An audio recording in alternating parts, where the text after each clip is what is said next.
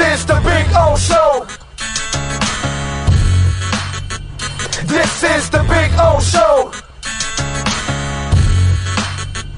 This is the Big O Show.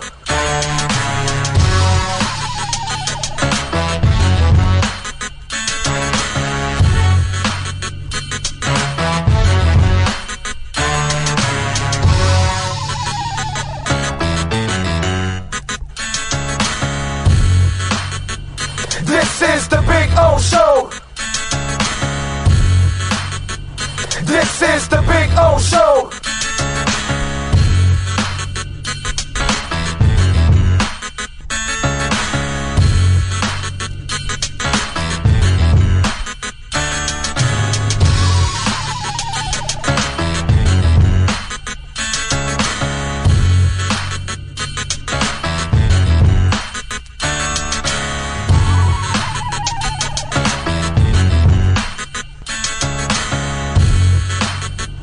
This is the Big O Show. This is the Big O Show. This is the Big O Show. This is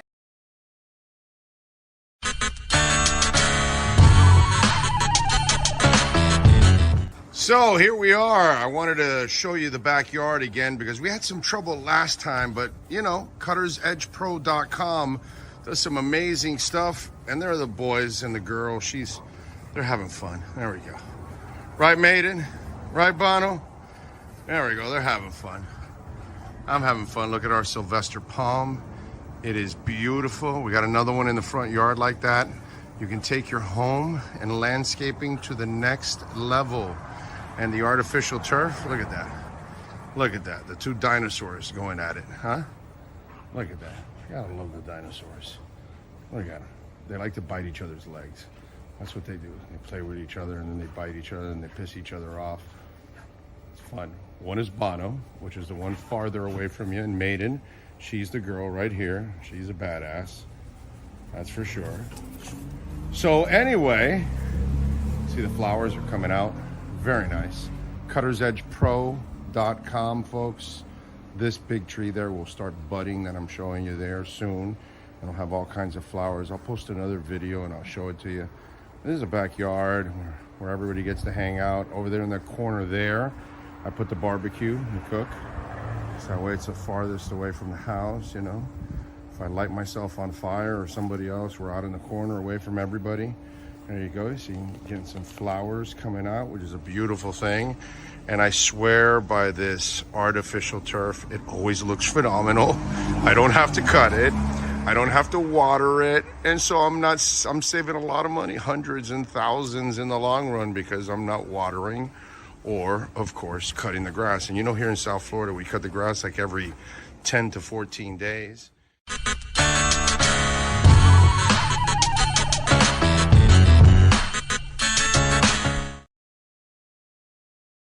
When you move, you need a reliable company led by passionate folks eager to assist its customers during a transitional process that needs to be smooth. Call Essential Moving Experts at 844-368-5750 for all your local and long-distance moving needs. You can rely on Essential Moving Experts. Mention the Big O Radio Show and get $150 off. Family owned and operated. They offer free 30-day storage, full service moving, fully licensed, bonded, and insured. Moving was never so easy. EssentialMovingExperts.com.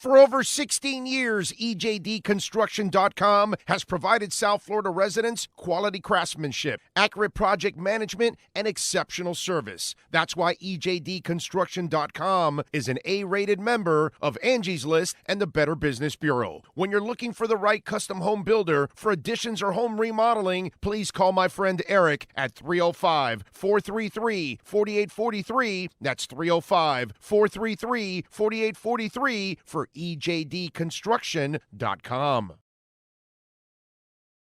Oh, I think I know what this is. Houston, we have a package. Hello? No matter where you are, the Sloman Shield home security system guards your home.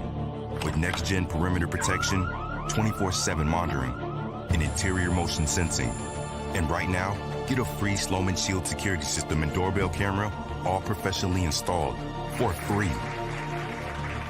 Shield your world, the Sloman Shield. When presenting an award to an employee, athlete, executive, or fantasy GM, make sure you call Orvieto's Awards and More. For 35 years, these custom award specialists have been providing plaques, trophies, custom framing, while providing state-of-the-art laser and computerized engraving, UV printing, and glass crystal etching. They do all their engraving and printing in-house for quality control. Call Charles at 305-949-8098 or visit them at orvietosawards.com. Orvieto's Awards and More, where recognition is rewarding.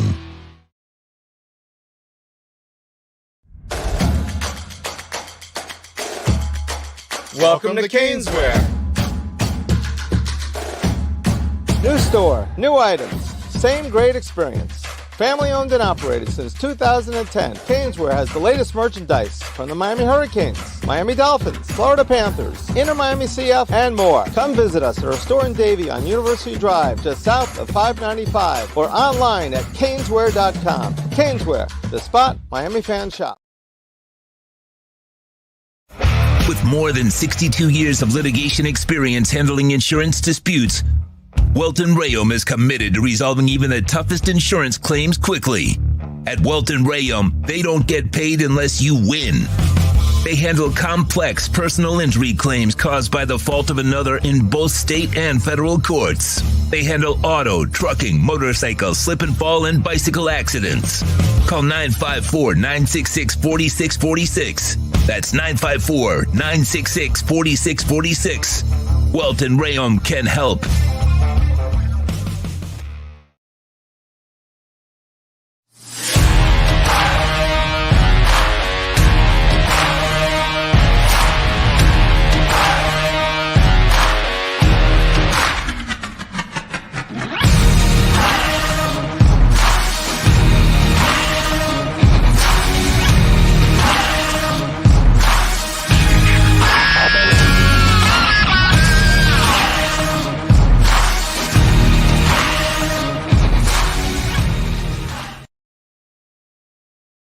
Statements or beliefs expressed on the following program by the host, guests, or callers are not necessarily the opinions of FantasyAccess.com, Media Group Inc. ownership, management, sponsors, or website. When it comes to South Florida sports teams, very few in the media have witnessed, lived, and covered it like the Big O. Let's start the program dedicated to your favorite South Florida teams with a passion that's unmatched. The Big O Radio Show is on. Here's the Big O. Alrighty. Good morning, one and all. Hope you all had a great weekend. As always, we are ready to rock and roll. Ira Winderman will be joining us in a couple of minutes here. Sean Stanley is mastering the program. Of course, David Furones will stop by at 11. We'll talk with him about Coach Weaver and some other things. Obviously, I'll get into the addition of the defensive coordinator and got a bunch of other stuff I want to get into. I didn't watch too much. I'm sorry. Let me rephrase that. I didn't watch any Pro Bowl stuff. I did watch the throwing competition that you guys were complaining about, I guess, on Friday. I watched that silliness. So we'll talk a little bit about that. I mean, whatever. There's not really much to talk about. I'm sorry I didn't catch NHL All-Star Weekend or Pro Bowl crap or any of that stuff. So I did watch the Tua thing only because you idiots were complaining. Some of you were complaining about it. So I watched a little bit about that, and we'll get into that.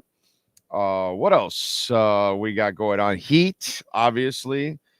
Their struggles continue, so their problems run deep, and we'll get into that. Ira Winderman will join us in a couple minutes here, so we'll talk to him about the Heat and their loss against the Clippers last night, 103-95, and some rumors out there too. Obviously, we'll keep you updated on everything Bitcoin and crypto. Very interesting interview with Jerome Powell yesterday. He admitted something that I thought he would never admit, but that was strong. Something we've been talking about here for a while. What else do we have? Super Bowl week, of course, as we get ready for the game. I wish I was in Vegas. I'd give anything to be in Vegas. My boy Mike called me from Vegas. Hey, you coming? I'm like, no, dude, no Dolphins, no Vegas for me. I have no interest. I have tons of interest to be in Vegas, but it's got to be for the right reasons. And, I'm not interested in going to go see two teams that I don't give a shit about. You know what I'm saying? So it is what it is. If we're going to go to Vegas, it won't be on a Super Bowl week when my Dolphins aren't playing. It'll be another week that we'll go. But it should be fun in Vegas this week. That should be pretty cool. They'll have the media event tonight. That's the only thing. While I wanted to go to Vegas for the week and cover, the game and all that, I wouldn't have looked forward to some of the BS that you got to cover. You know what I'm saying? It's because I've been at this for so long and I've done all that crap already that it's not like I'm a newbie and I'm dying to, oh my God, I'm going to cover my first Super Bowl. No, I've covered several Super Bowls. I don't really care. You know what I mean? But I do want to see the Dolphins in a Super Bowl. That's what I want to see. That's what I got left on the bucket list. I've done anything and everything that there is to do with the Super Bowl, being at it, covering it, locker rooms, all that, before, after, during the week, all that crap. Here, away, whatever, man. I've covered it all. That doesn't do anything for me. The Dolphins in the game, that would do something for me. That would give me a little oomph to the whole thing. So unfortunately, we're not going to be in Vegas. It is what it is. What are you going to do? What else do we have here? What we got on a little roll call action? Who's first? Steven Gonzalez is in number 1. Popeye is in. Let's see. Alf in. Jimmy. True Fin fan. Brian Walters. James Gleason. Joseph 308 Big Trucks. Jamie Zoria. Reminding everybody to smash that like button. Cosa Nostra. Miles Deep is in Vegas. Ray Sosa. Nice to see that Jimmy cared about playing basketball for 3 games till last night. Nico Jones. Kyle Cockrell. Yeah, Kyle, yeah, I don't deal with the meme coins aren't something. I know Myro tanked, but that's the problem with meme coins. There's no real use caseage for it. There's no real world value to it. You know what I mean? So it's just a matter of gambling. Silence Assassin is in. To Extreme Horn Dog. Isaiah Ray Varnicus is in New Jersey. Jay Gelfin is in. He is driving around. Be safe out there. One-Eyed Jack. Terrence F. from Detroit. No, I'm not going there for the draft. No, sir. No, sir. unless the day of the draft or the week of the draft, a couple days in there in Detroit, if you tell me that U2 or Iron Maiden is performing or something at the same time, maybe I'll drive up there, or maybe I'll fly up there for the draft and the concert. But no. Yeah, I'm not going up there I'm not going to Detroit for a concert. I mean, for a draft, unfortunately.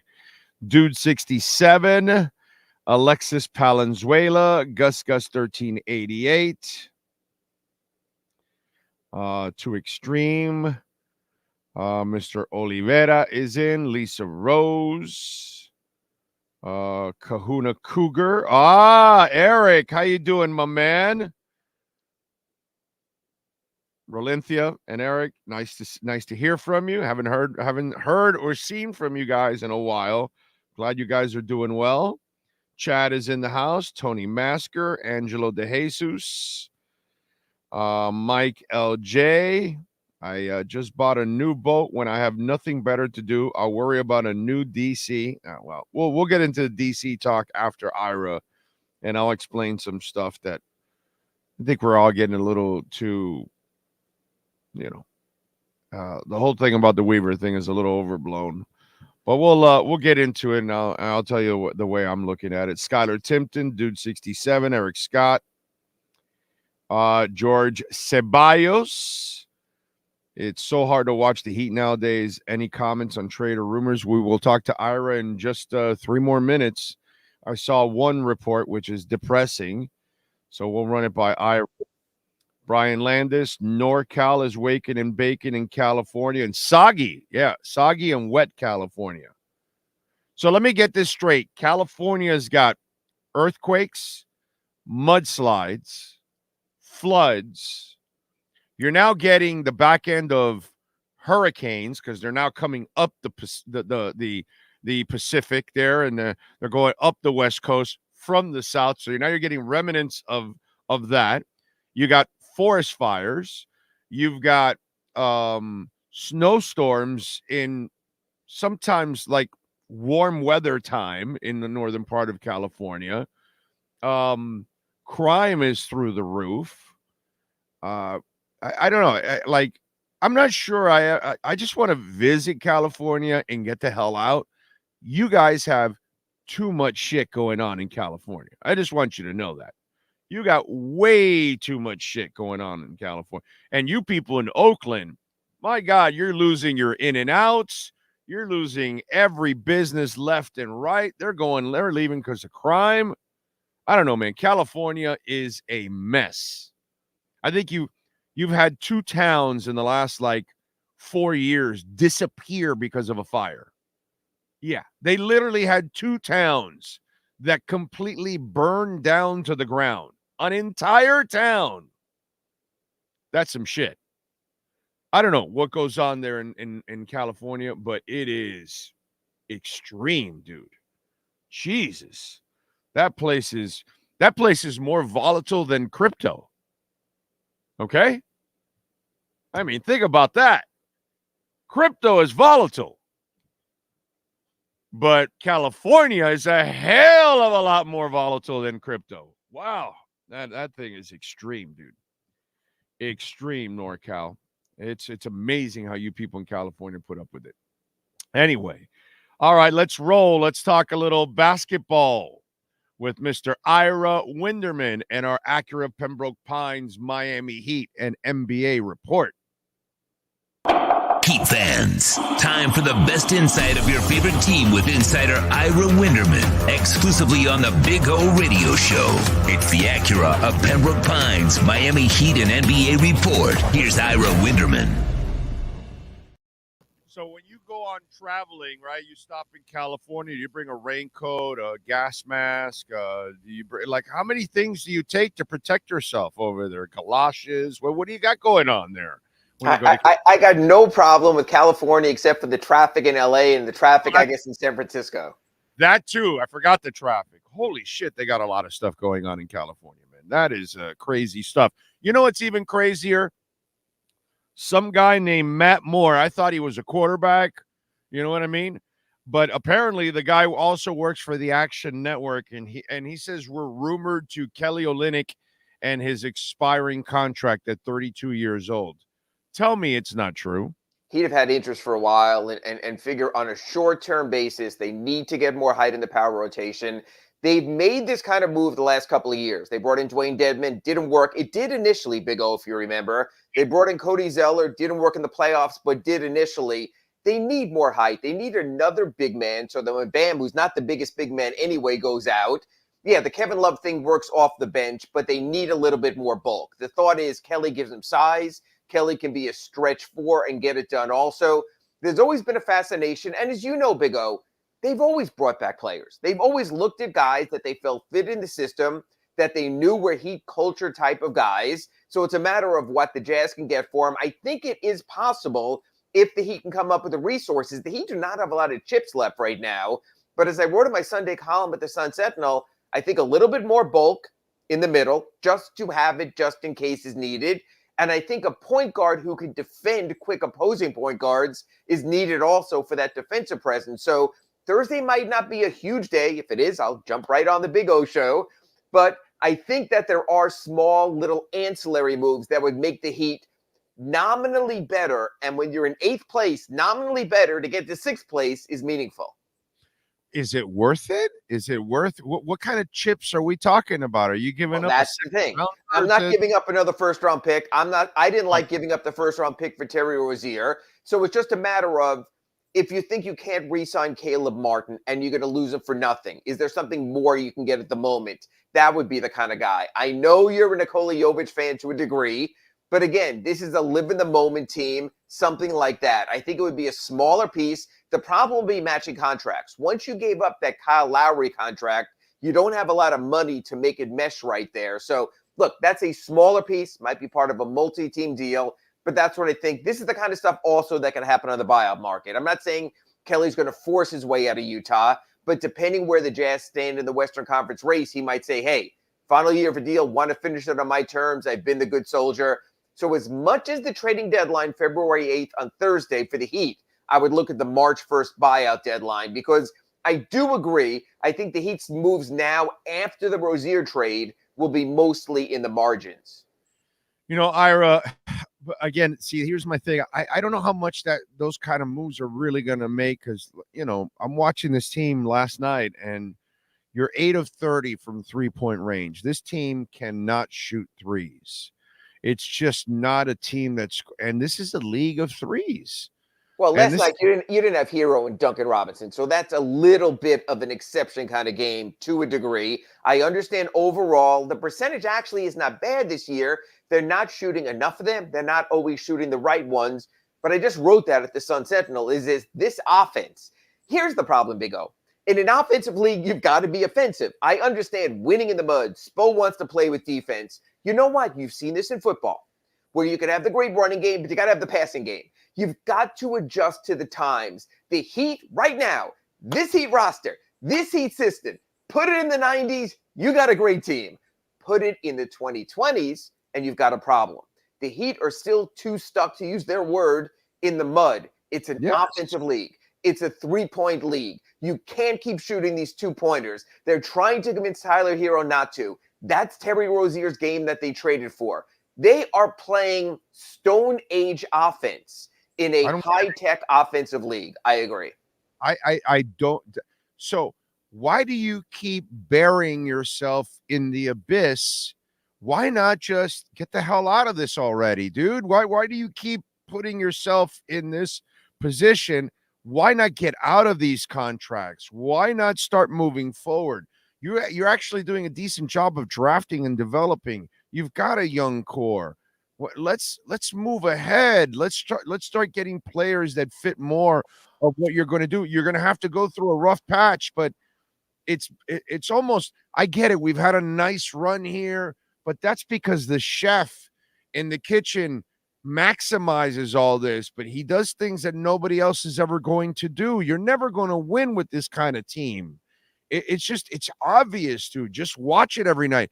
And with or without Tyler, my brother, or with or without Duncan, they're still not good enough in the three-point area overall as a team. They don't have enough. And these guys aren't efficient enough as a team at times. And you and I have been talking about this lately, that and I've been harping on this for a while, that I want Bam to play closer to the rim so he can become more of an efficient player, because that's who he is. If he's never going to develop a three, then dude, get back inside a little bit more. It's almost like they go against the grain on everything. It's a 2-point team. Certain players really don't play the way they should play. I really don't understand this. To me, there's no method behind the madness of what's going on with the Miami Heat. Except, Big O, how many teams a season after they make the NBA Finals blow it up? So what we have to do here, Big O, is talk about this. Was 2020 NBA Finals? Was 2022 Eastern Conference Finals one shot from the finals? Was 2023 NBA Finals fool's gold? That's the thing. Yes. Now, you cannot point to me, Big O. Many teams in many sports, after getting to the championship round or the championship game, who within a year will blow it up. So that's part, I don't want to say a problem, because we sure as hell enjoyed the run to the NBA Finals last year. And who knows, it might happen again. So that's the thing you have to say to yourself. Was that fool's gold? This team will never acknowledge that. This team, I don't know if this fan base will acknowledge it. I just find it hard to believe, Big O, that a year after making the NBA Finals, a team would just go ahead and blow it up. I think that's almost unprecedented. Do teams stay together too long? Absolutely. Do teams stay stuck in the middle mud too long? Absolutely. There's nothing worse than mediocrity, especially when you have lotteries, when you have drafts, when you can make that move, when you can get cap space. So it's almost like the Heat are carrying this 80-pound stone in tow because they found a way last year, even last night. Bam Adebayo was asked the question, well, you guys have been through adversity before, and it becomes a crutch. Well, we did it last year. We can do it again. And you know what, Big O?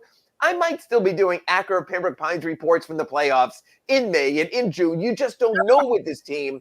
Right. But I understand, if you look at this team's offense, the 27th scoring offense in the NBA, the only teams scoring fewer are the Portlands and the Charlottes and the garbage teams. So that should tell you something. But instead, Spo sits up there last night and talks about the defense coming around. And you sort of shake your head because you've lost 8 of the last 10 games. But that's who they are. They really should be the Raptors, because to a degree, these are the Miami dinosaurs. They are still living in a prehistoric scoring age, thinking it can work. Sort of worked last year, so I guess you got to give them. You always say this on your shows, even when I'm not doing my Acura Pembroke Pines segment. You always say you have to respect what the Miami Heat have done because they always find a way. So I guess for now, we have to respect the system of they're going to try to beat you 102-99. Hell, tomorrow's game against Orlando, 2 teams that can't score. I don't know what the over-under is. I know you'll give a line at some point, but you might want to consider the under.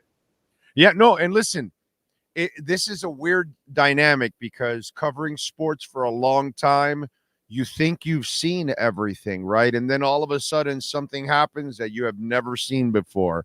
Well, in a way, we've never really experienced this because it is fool's gold and then it isn't. Because it's fool's gold because we all know deep down inside, if you're objective with yourself, the Miami Heat have zero business winning a title. Zero. In fact, they have zero business being in the NBA Finals or being in the Eastern Conference Finals. The last 4 years. Zero business. But yet, here goes Eric Spoelstra doing the amazing, the phenomenal, the what you never expect, and maximizing the talent, just like what he did with 31-10 and the Scrubberinis, where he almost got those guys, into the playoffs. This guy's been doing this for years now. So that's the part that's not fool's gold, because you happen to have a great front office, the best coach in the NBA. But you look at the talent and you're like, okay, there's, because I said from the moment you acquired Jimmy, if you don't find that other superstar, you're not going to win a title. And sure enough, you haven't been able to find that other superstar. And that's why there is no other title. We know what titles look like. They used to come with 2 or 3 superstars with it. Right. That's what we've seen. Every time they hang up a banner, there's 2 or 3 superstars tied to that team and that banner. We don't have that with this team. And it's the weirdest dynamic. We've never had this kind of dynamic. Well, maybe the 1 year, I guess, Woodstock with the Dolphins. Maybe that's about the closest I can get to it. This is a weird dynamic that the coaching staff and the front office do enough to keep you interested, even though you look at the inventory and it makes no sense whatsoever. Maybe even the Chad Pennington playoff year, when his little dink and dunk game got you to the playoffs and you thought you found something, when it really was right. That Wildcat fooled people for a couple of games, something like that. Yeah. Although, you know what? That's still flukish. Where this is 4 straight years. Yeah. Woodstock, flukish. This is 4 straight years. And Big O, that's the point I'm trying to make is this. Weird. As much as you're a gambling man, I don't think you're betting your retirement fund on the Heat not making it out of the first round. Or even into you just don't know with this team. So the expression we always use with the Heat is benefit of the doubt. They have earned the benefit of the doubt.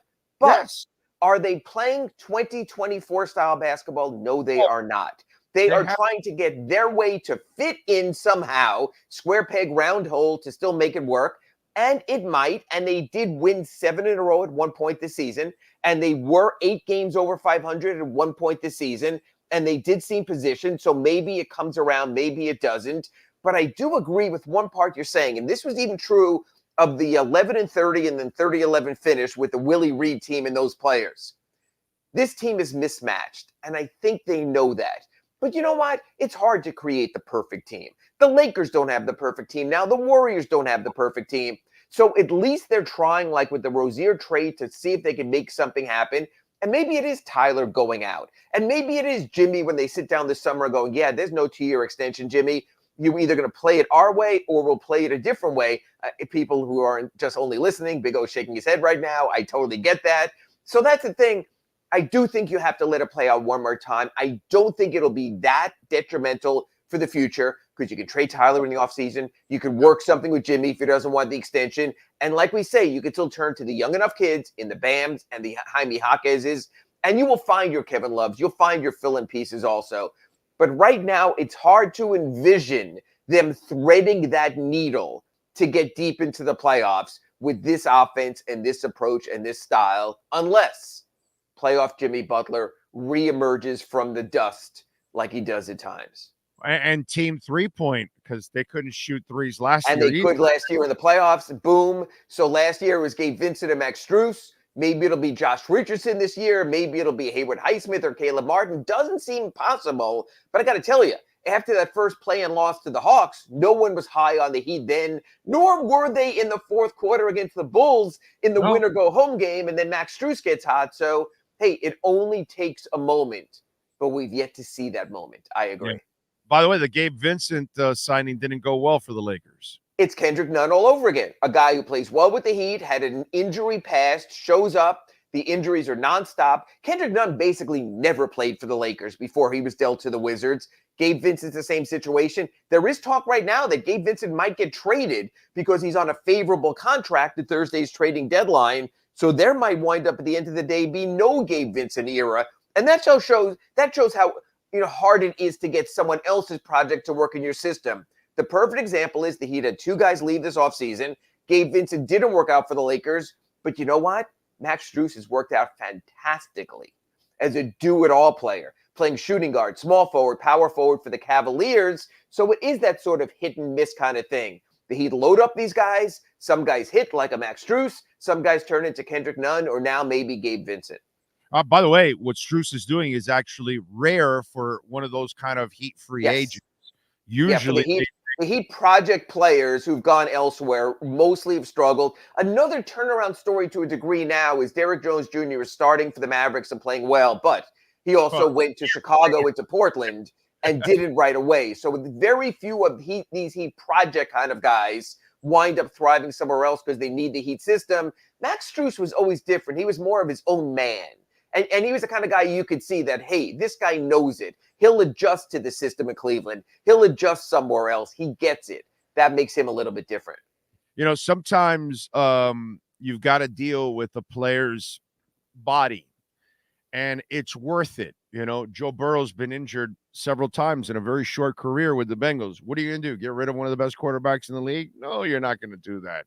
Well, the Philadelphia 76ers have one of the best centers in the league, and he has had a long injury history, and Joel has picked up another injury. Yeah. And it's a weird dynamic because sometimes you see that in different sports. Hell, we have it here with Tua. Like, what are you going to do? Get rid of one of the best quarterbacks in the league? It's hard to do those kind of things.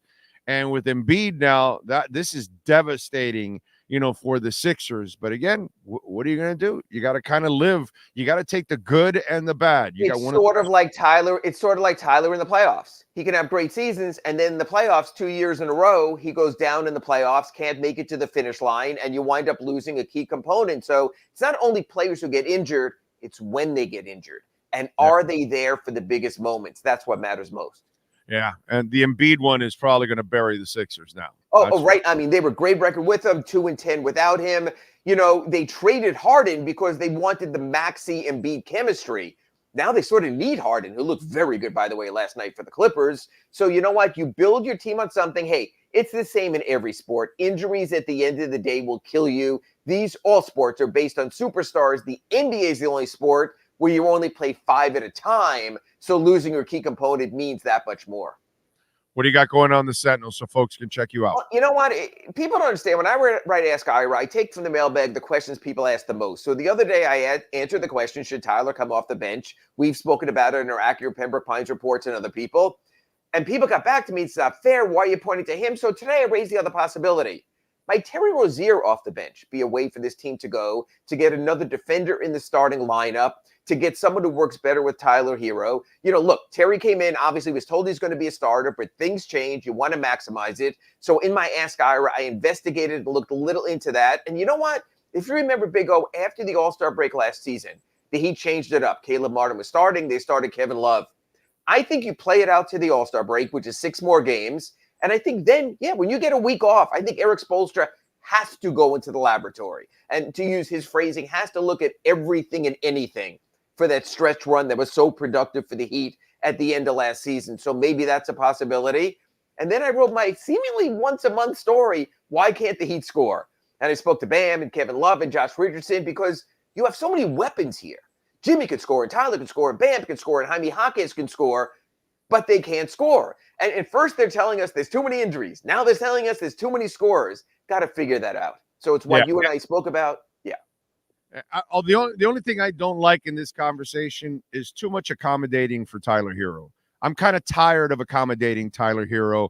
They can accomplish anything without Tyler Hero. With Tyler Hero, they're not accomplishing anything great.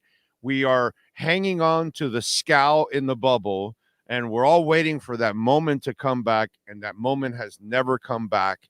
The kid's never crossed that threshold as defensively. The kid has never crossed the threshold of being reliable and especially durable.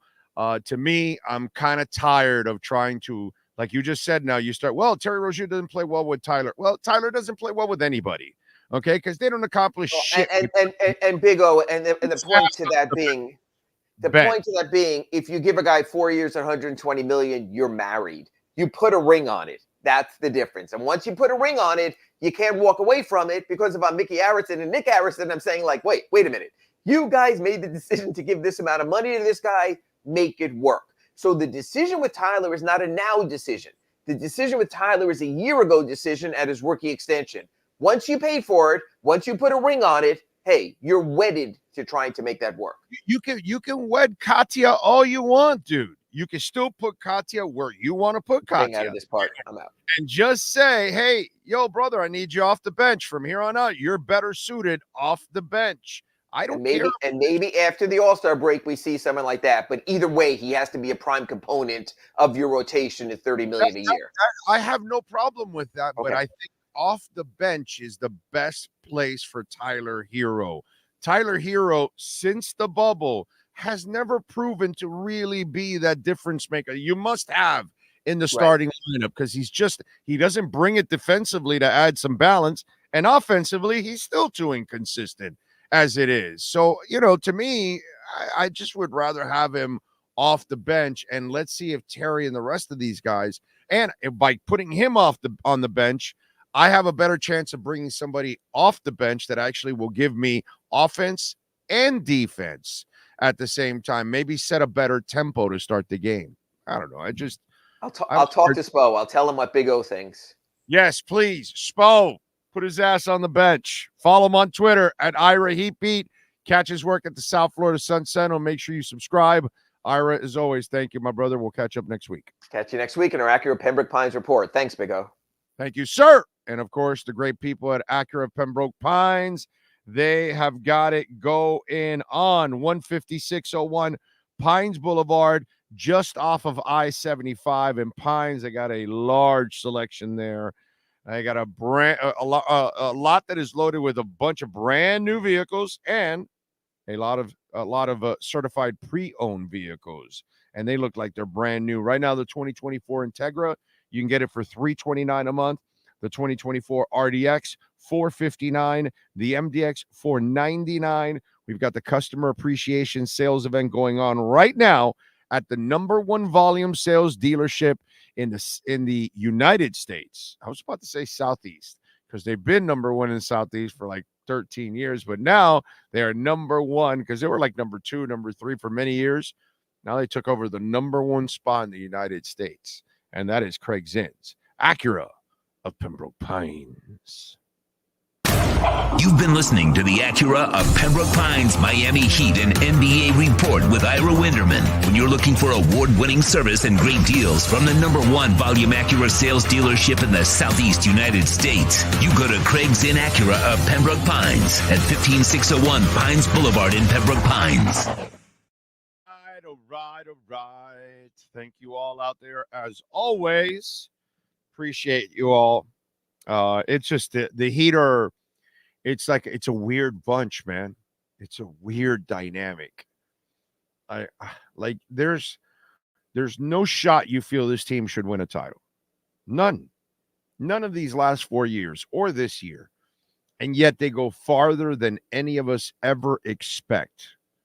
It's the weirdest thing. I've never sensed any. We've had flukish seasons. The Panthers, when they got to the Stanley Cup, the first go around against Colorado, clutch and grab team. They could barely score with a fistful of dollars in a whorehouse.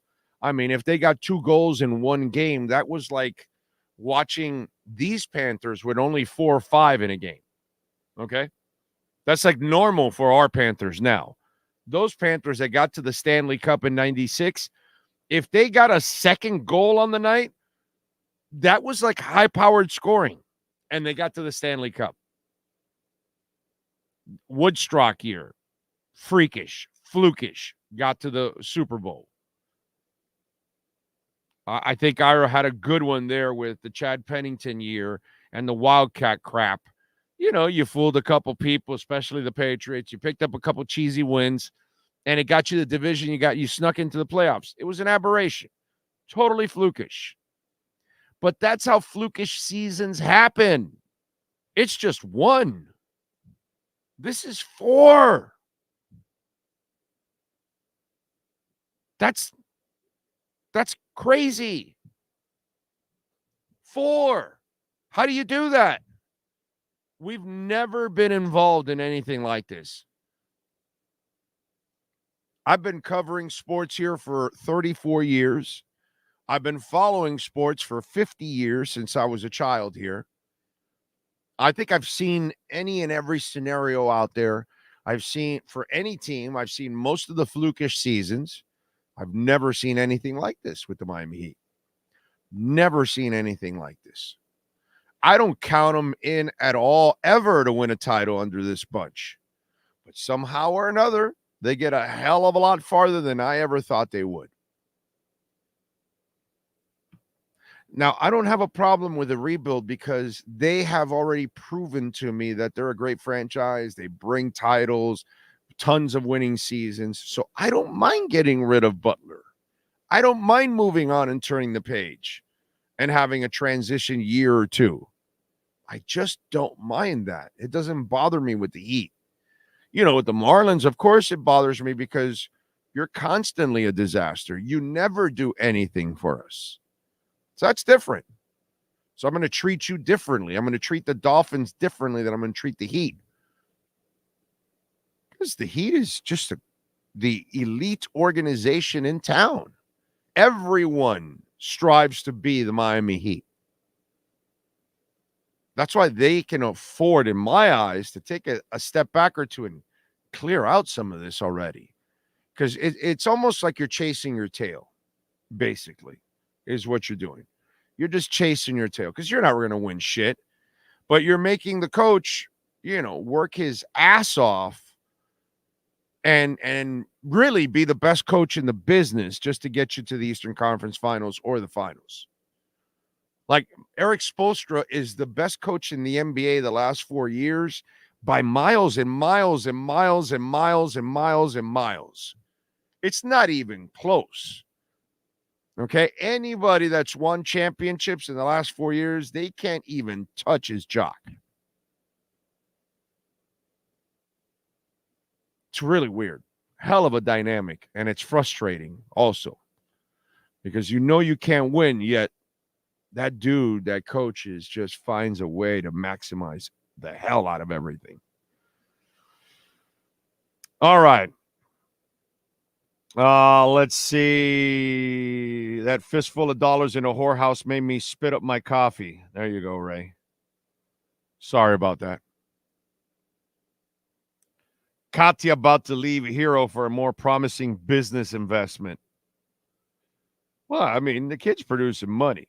Katya's got plenty of money and plenty of everything else, too. The roster was nowhere near championship caliber. You just had one of the greatest coaches of all time in Spo and Jimmy turning into Jordan. Yep. Ira, the offense is bad with or without Tyler. Yeah, I know. That's why when he was saying that, I'm like, yeah, no. You're missing Tyler. You're missing. They suck anyways. They're a 2-point team with or without those guys. Weed is off the charts everywhere. Not sure what that means, but enjoy. Eric says, did you hear about the reporter who asked Todd Bowles if the Bucs were doing anything special to prepare for the weather in Detroit? Yes, I saw that. The indoor stuff. The homeless is really, really bad. The fentanyl crisis is horrible. Fentanyl has been bad. And then before that, it was all kinds of other drugs. So, brother, we had the whole crack thing, and then we have opioids, and we have all kinds of stuff. We've had drug issues in this country forever, bro. Forever. It's just fentanyl's the latest one. And when fentanyl fades out, a new drug will take over and it'll be all over the place. And then they can make a big deal about that one too. What else do we have? Weaver is getting to be in charge of a defense that has some great players. All right. I guess we might as well start getting into a little Dolphins conversation, since the Miami Dolphins hired defensive coordinator Anthony Weaver. He was the D-line coach and the associate head coach for the Baltimore Ravens since 2021. And I got to tell you, the whole thing about hiring Anthony Weaver, so many of you have missed the point. And the point is, Anthony Weaver's going to be fine, dude. I'm not worried about Anthony Weaver whatsoever. I wasn't worried about Fangio. He did a terrific job overall. I get the Tennessee thing is going to be a sore spot for all of us. But overall, the shortcomings of the Dolphins weren't the defense. Oh, by the way, the year before, I'm going to stay consistent. Josh Boyer was not the problem. So there's a lot of chatter, a lot of writing, a lot of social media posts. You got people talking about it on television and debating it on this show and talking about it on that show and all that stuff. Anthony Weaver will be just fine. That has nothing to do with the issues with the Miami Dolphins. The issues with the Miami Dolphins 2 years ago was Mike McDaniel.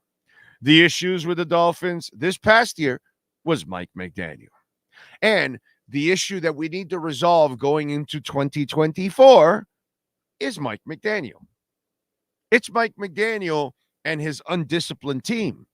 It's Mike McDaniel and his unorganized offense. It's Mike McDaniel and his inconsistent play calling.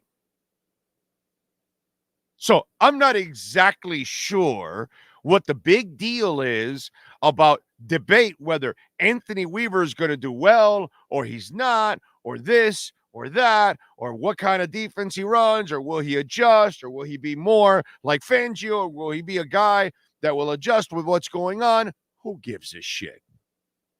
Because my issue with the Miami Dolphins right now is the head coach and his offense.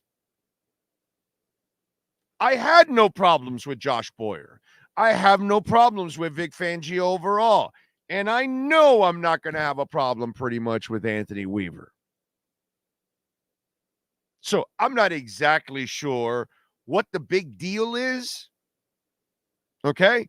Because the issues have not been resolved yet. And it wasn't defensive coordinator. It wasn't defensive coordinator 2 years ago.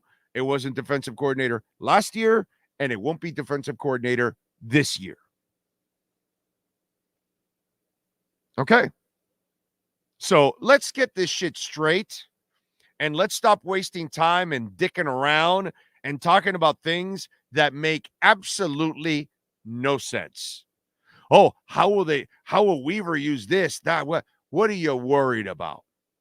They will have enough talent on defense. They will be fine on defense. Will Mike McDaniel stay with the run when he's supposed to? Can he get a goddamn play in on time so his quarterback and his offense can actually be prepared? Will they screw it up on third downs and commit pre-snap penalties? Will he win a challenge? There's a lot of issues, and they're all on offense. And by the way, the head coach kept around Danny Crossman. So let's talk about those issues, not the Anthony Weaver silliness that I've been watching and listening to the last couple of days. Anthony Weaver will be more than competent to do this job. Okay? More than competent. He'll be fine. I'll predict that he's actually going to do a good job, and it won't mean shit. Just like whatever Fangio did didn't mean shit. Whatever Boyer did didn't mean shit, because what Boyer did didn't mean anything when Mike McDaniel doesn't know what down it is in a playoff game against the Bills. So let's stop with all the silliness. It's kind of like let's throw this out there to keep you like busy when you're not really focusing on the issues. And the issues are not on defense. The issues are all on offense and with the head coach. So that's my opinion on Anthony Weaver. I'm not worried one goddamn bit about Anthony Weaver. Anthony Weaver has nothing to do with the issues here, just like everyone else. Okay? That's on defense. So let's stop with the silliness.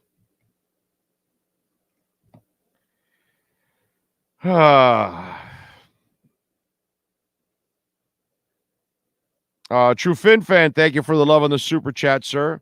Facts as always, Big O. It's the head coach. Yes, exactly. Big O, do you think a Dolphin should get another offensive coordinator? And no, there isn't. He's not going to get one. You can forget about that. You can see what's going on. It has nothing to do with that. He is dead set on calling it himself. Okay. If we get a new OC, yeah, that's not going to happen. Tua not being able to step up in big moments in December is also a factor. Let's not ignore the fact. Francisco, whatever floats your boat, my brother. The Dolphins haven't been able to step up in December in 20 years, my brother. So, but that's all right. The short-sighted think it's all on the quarterback. That's fine. That's all good. The people that don't know shit about football think it's all on the quarterback. Let me just put it that way. So, Francisco Rivero, you know where I'm coming from. Okay? Those that blame all on the quarterback, they don't know shit about football. Got it, Francisco? Are we good on that? McDaniel, yeah, okay. Enough with McDaniel needs to give up play calling and he needs an offensive coordinator. Please go waste your time somewhere else. Look, if you're going to say stupid shit, then don't say anything at all. That's all. It's not going to happen already. Okay? Move on. Move on already. Move on. Let's judge McDaniel for calling plays. And if he doesn't call them right this year, and he does the same thing he's done the last 2 years, his ass is on the street. That's all. It's pretty simple. That's all. Move on. There's no changes being made. Move on. Stop talking stuff that makes no sense. It's not going to happen at all. The guy is dead set on being the man. Even though he can't do it, he's dead set on being the man. So we'll see if he can actually get it done this year. Since he can't get it done the first 2 years, but he's dead set on doing it this year. And by the way, they have to do it this way because if not, it becomes a disaster for the entire franchise. Because then they just basically prove that they made the wrong hire. So it's live and die by the sword. That's what's going to happen. So stop with the silly suggestions. None of that's going to happen. It's a waste of time. Okay. Let's see. Yeah, there's no problems with the cap this year. That's all made up by people in the media. Let's see. There is nothing average, much less special about Crossman. Yes, Crossman is terrible. But what are you going to do? That's on McDaniel. He kept Crossman around. Fire his ass. At the end of the next year, you will see if the special teams units can't get it done, if McDaniel can't call plays and can't get the offense and can't stick to the run, his ass is gone too. I told you, we hit the crossroad. Now it's make or break for him this season. Or if not, he's going to pay a price. And so will the rest of us. Adolfo, Big O question. Have you seen Tracy Chapman perform live? If so, how good is she on my bucket list? Adolfo, I got to tell you something. I'm not the right person to ask because folk music for me is kind of boring. And so Tracy Chapman's Fast Car song, I was never really that much of a fan of it.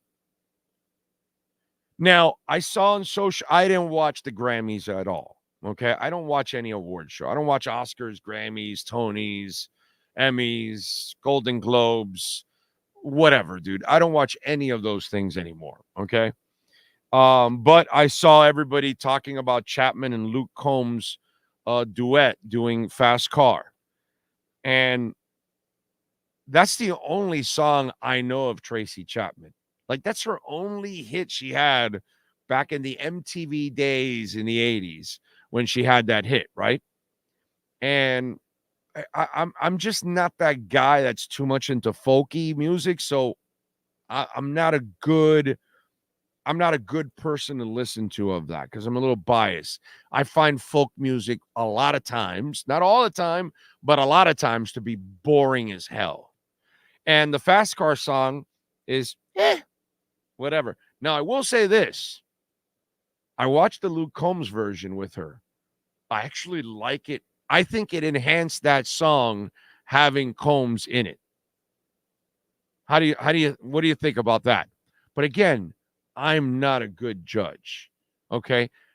I wouldn't go to a Tracy Chapman concert if you fucking paid me. Okay. You can pay me and say, hey, I'm going to give you $100 to go to a Tracy Chapman concert. And I'm going to say, no, thanks. Awesome. Have a great life. My world will be perfect, and I will not miss a damn minute and will not regret not going to a Tracy Chapman concert. Okay, so while there's this whole euphoria of people talking about it and all that, I'm going to be the sourpuss to tell you I don't give a shit about Tracy Chapman's music. Okay? Fast Car was whatever, dude. Does nothing for me, to be quite honest. So you're going to have to ask somebody else about Tracy Chapman. I'm not the guy to ask. But I will admit the version with Luke Combs is a much better version than the original version with her. Okay? So that's my Tracy Chapman comment on that one. Does nothing for me. Oh, special needs team raises hand emphatically. Pat and Asha. Let's see. Mr. Spock, 100% Big O. If Mike McDaniel continues with sloppy stuff pre-snap, he will be fired. Definition of insanity is continuing to do the same thing over and over again. Expect a different result. I'm not salty. It's just, what can I tell you, bro? It's just, this whole thing about Weaver. It's like, no big deal. I love the hire. Doesn't mean shit to me. It's still all McDaniel, And as for Tracy Chapman, it's a Fast Car song. Like it's like I'm watching Taylor Swift, right? She's like standing there and like, oh, I don't like, yeah, well, whatever, dude. Sure. That song's really got me going. Too extreme. McDaniel just needs to get his shit straight and actually correct the mistakes he made the last few years. If not, then Chris Grier will have to start looking for a replacement head coach. It'll be tough on Chris Grier.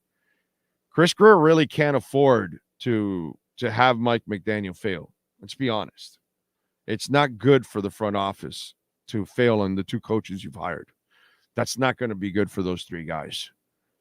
They really need McDaniel to succeed, because they've done a great job on the personnel side, but you've got to be able to hire a head coach,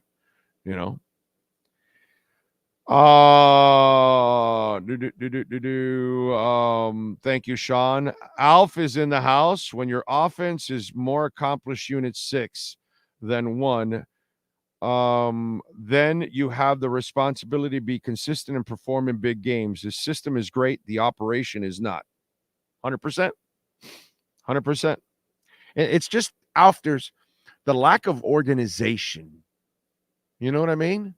It's disturbing. You want to have all this motion. Well, dude, you better coach them up and be clean. So if you can't handle the motion, then don't do it. And if you want to have these plays that are, you've heard them, Alf, they're like 8 sentences long, man, get it in on time. So the quarterback can come to the line with 8, 10, 12 seconds left, look around on the defense, adjust, make a, whatever. He knows maybe the play is not a good one. You can, opt out of that one. And I'm sure he has a check with me system. So he'll get to opt out into the next one. But if you get it in late, you can't adjust your protections. You can't change the plays. You've got to be a cleaner head coach, man. And the penalties, the pre-snap penalties, wow, they lessened this year, but then they reared their ugly heads in the Kansas City game like crazy. And that's the kind of shit that just, it's what you're saying, Alf. The operation is not, there is no organization for Mike McDaniel. You know, when you're standing there on the Buffalo sidelines 2 years ago and you don't know what down it is, like, you're the head coach, dude. That shit can't happen, man. So you're 1,000% right.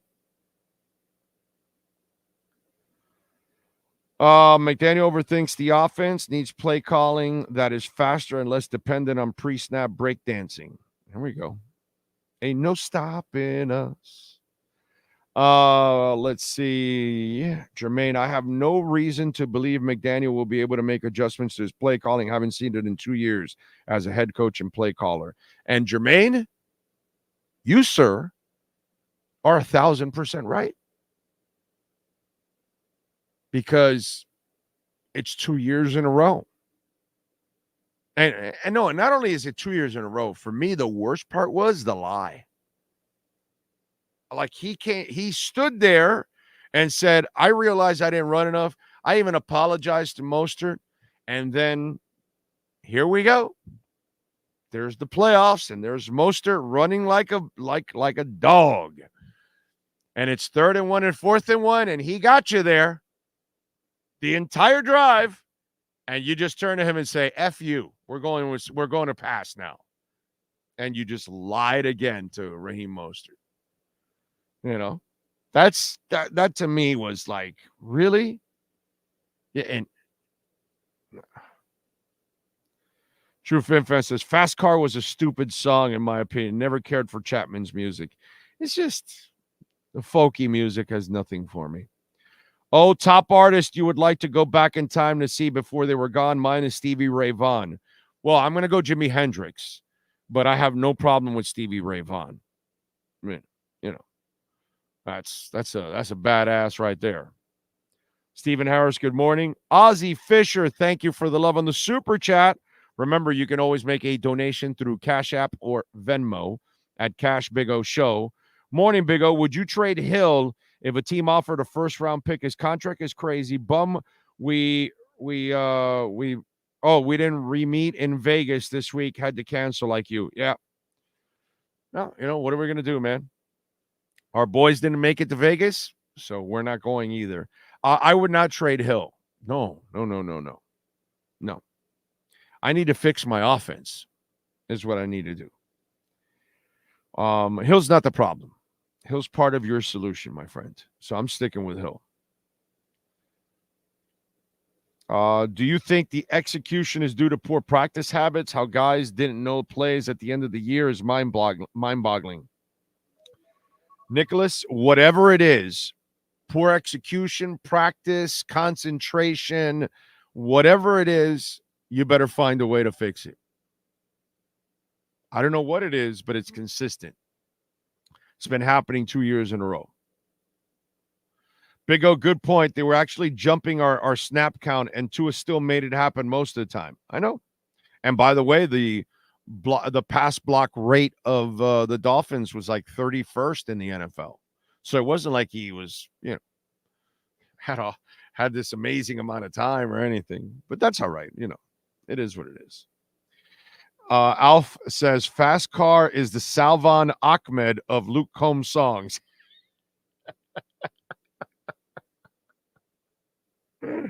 That's a good one, Alf. I like that. I like that analogy.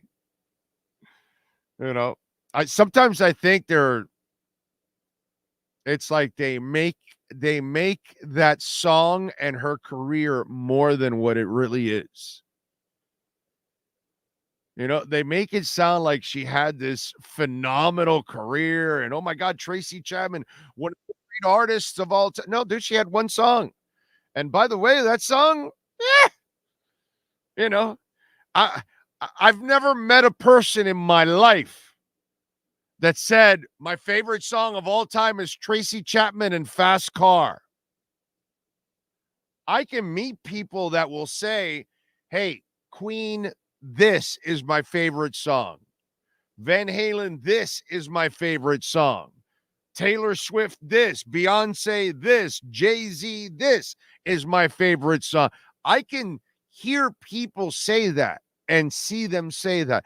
I've never heard anyone in the history of time tell me that Tracy Chapman is their favorite artist and Fast Car is a song that I can't live without. Never heard it. But somehow or another, we're going to make Tracy Chapman what she isn't, a legend.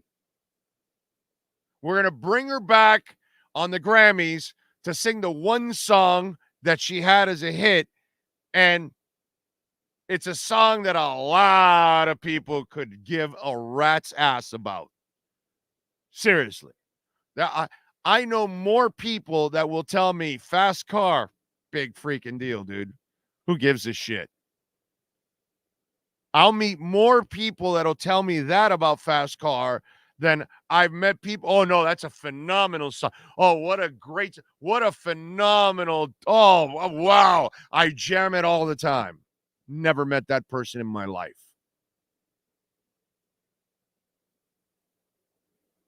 So I don't get it. I never got it back in the 80s. I still don't get it now. Okay? Decades later, I still don't get it. But God bless her. Plenty of people have milked one hit and they've had it forever, right? And they can, jam it forever. And I guess more power to her. But Fast Car is not a song that gets my boat floating in any which way possible. In fact, when I hear Fast Car, it's like the Titanic sinking fast. Me and DiCaprio sinking fast. Hour number 2. And what do you got there? What the hell is that? The Chiefs? Oh, they got the Chiefs helmet on the sphere. Okay. All right. And then, of course, you're going to put the Niners helmet. Of course. That makes sense. Okay. All right.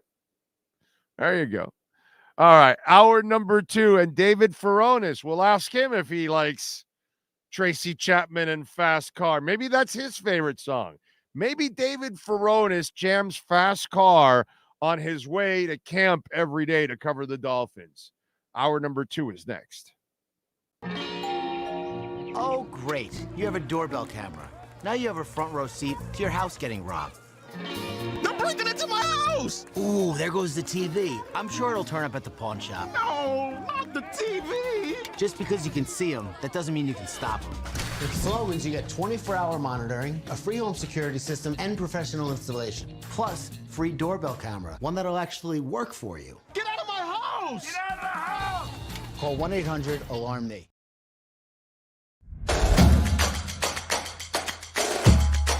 Welcome to Caneswear. New store, new items, same great experience. Family owned and operated since 2010, Caneswear has the latest merchandise from the Miami Hurricanes, Miami Dolphins, Florida Panthers, Inter Miami CF, and more. Come visit us at our store in Davie on University Drive, just south of 595, or online at caneswear.com. Caneswear, the spot Miami fans shop. Welton Rayom has more than 62 years of litigation experience handling insurance disputes. They're committed to resolving even the toughest insurance claims quickly. Call them for a free consultation. 954-966-4646. At Welton Rayom, they don't get paid unless you win. Property damage claims to your home, business, or condo as a result of a hurricane. Welton Rayom can help.